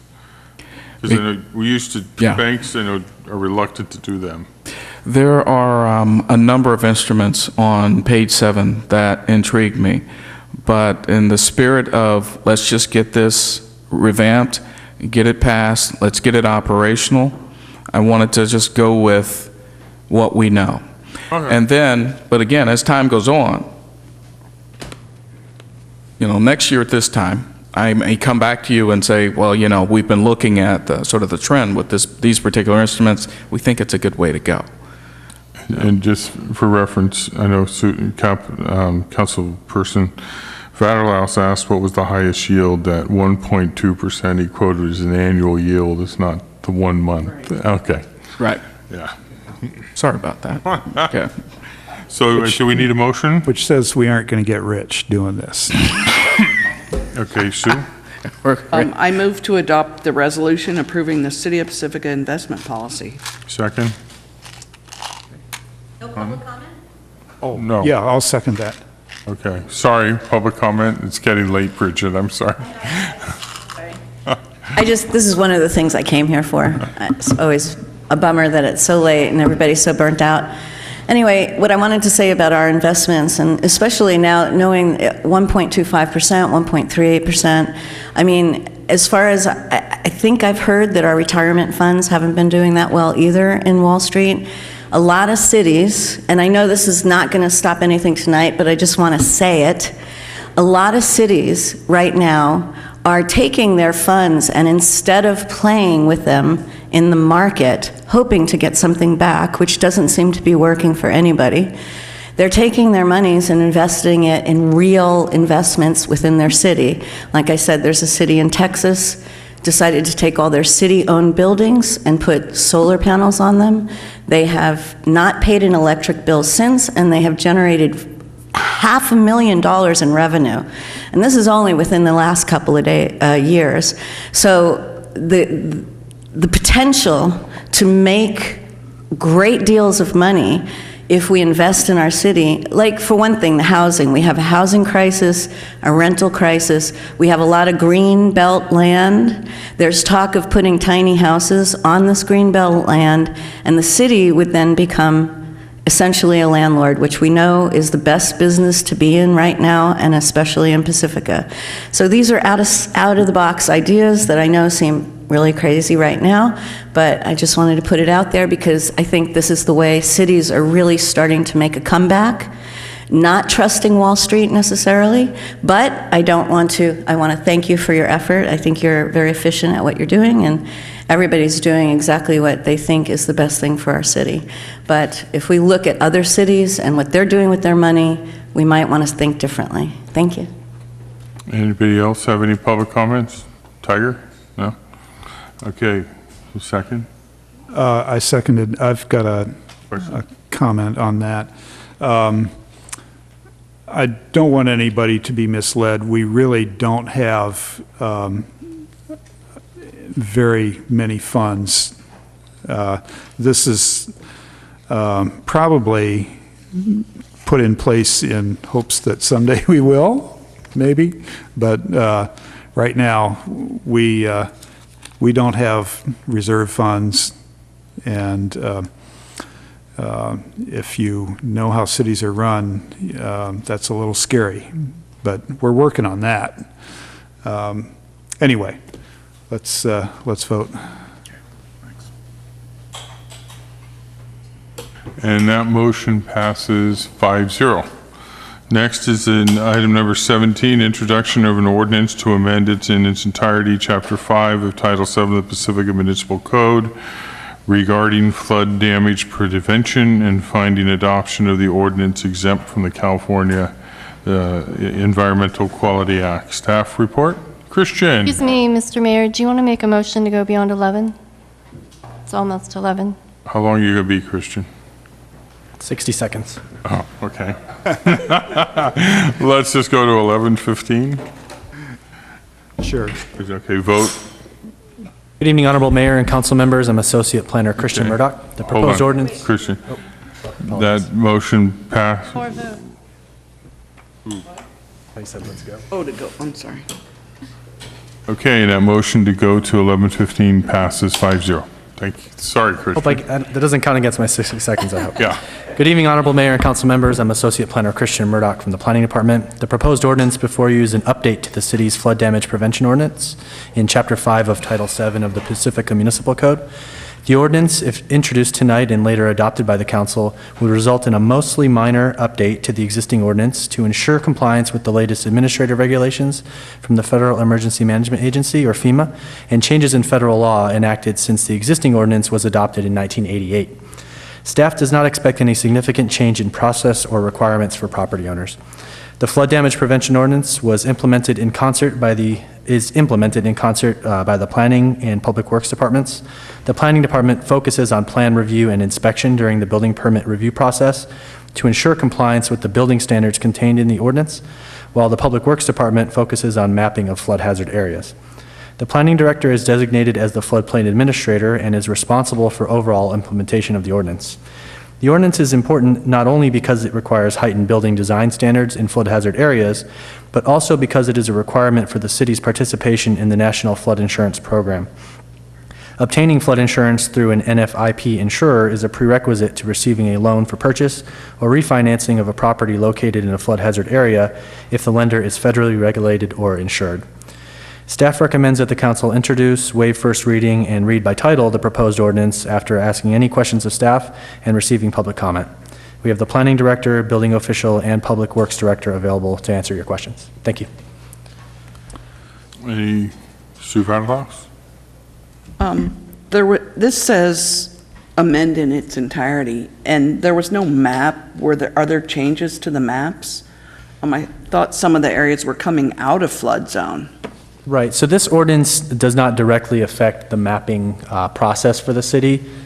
Director Ocampo may be able to speak to the status of the larger effort by FEMA to update the maps.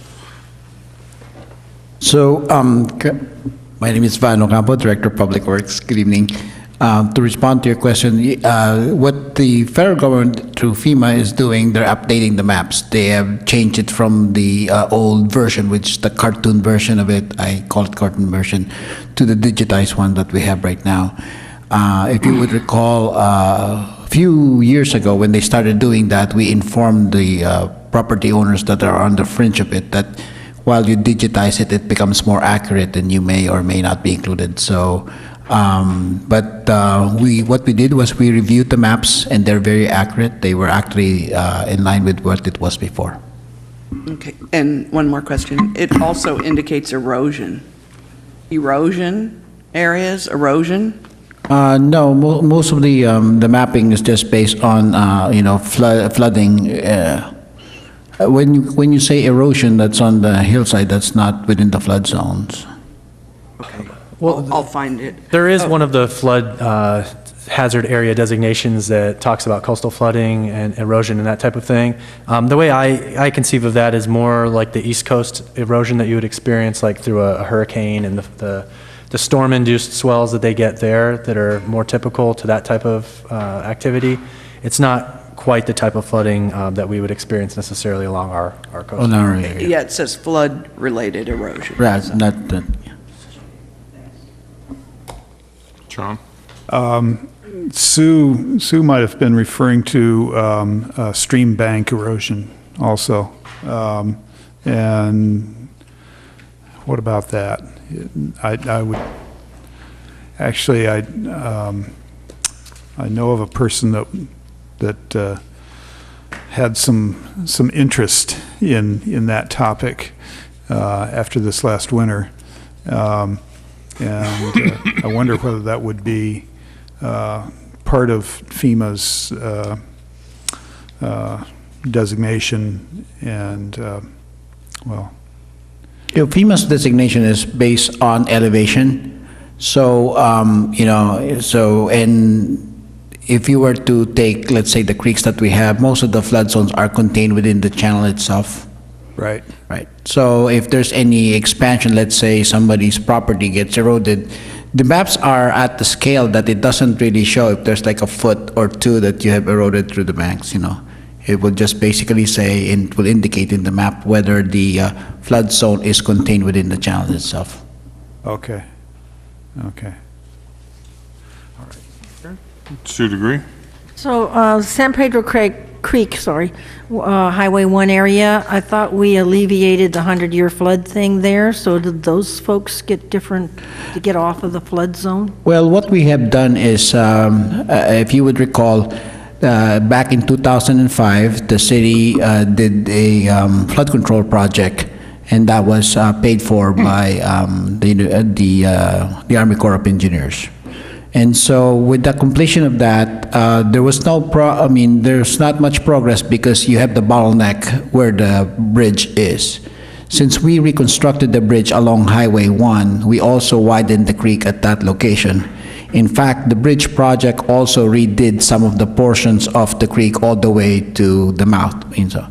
In order to change the mapping, a study has to be conducted by FEMA and the Army Corps in order to, change the maps for, Are they going to do that in that area? we are going to request that as soon as the project is completed. Oh, that's, 'cause But I that thought- will take, them identifying the funds to invest and put into their staffing to make the change.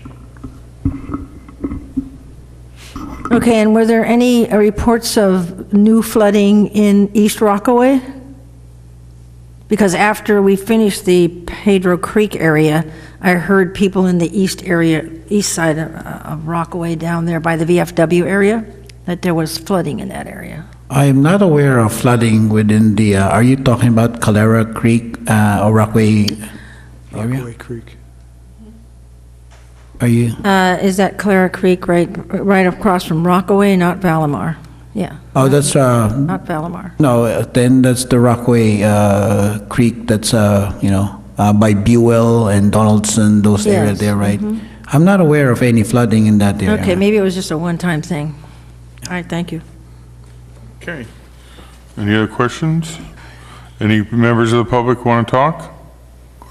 Seeing none, is there a motion? Oh, I'm sorry, staff want to talk? I just wanted to clarify, just for transparency, that FEMA adopts the maps and goes through a public input process for the mapping. So if there's questions about the mapping, the council isn't adopting that. They're adopting the implementing ordinance. So just so that the public, anybody who might be watching is clear and may have questions about the FEMA maps, is clear that that's not what the council is acting on tonight. Thank you. Thank you.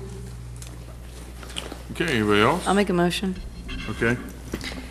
I'll move to introduce, waive the first reading, and read by title only the ordinance entitled, "An Ordinance of the City Council of the City of Pacifica amending in its entirety Chapter 5 of Title 7 of the Municipal Code of the City of Pacifica relating to flood damage prevention." Second. Okay. John? Oh, second. Vote. You were doing it. I thought you were second. Uh-huh. Okay, and that motion passes 5-0. And again, we are adjourning in memory of Tom Ball, who was a very, very nice guy, served the citizens of Pacifica, and a lot of kids knew him from story time, music time, and a lot of other times too. Very nice guy. Sorry. Oh, it's close. Interesting thing about flood zone. 15 in my opinion. Fewer questions usually, but. I was reading the definition.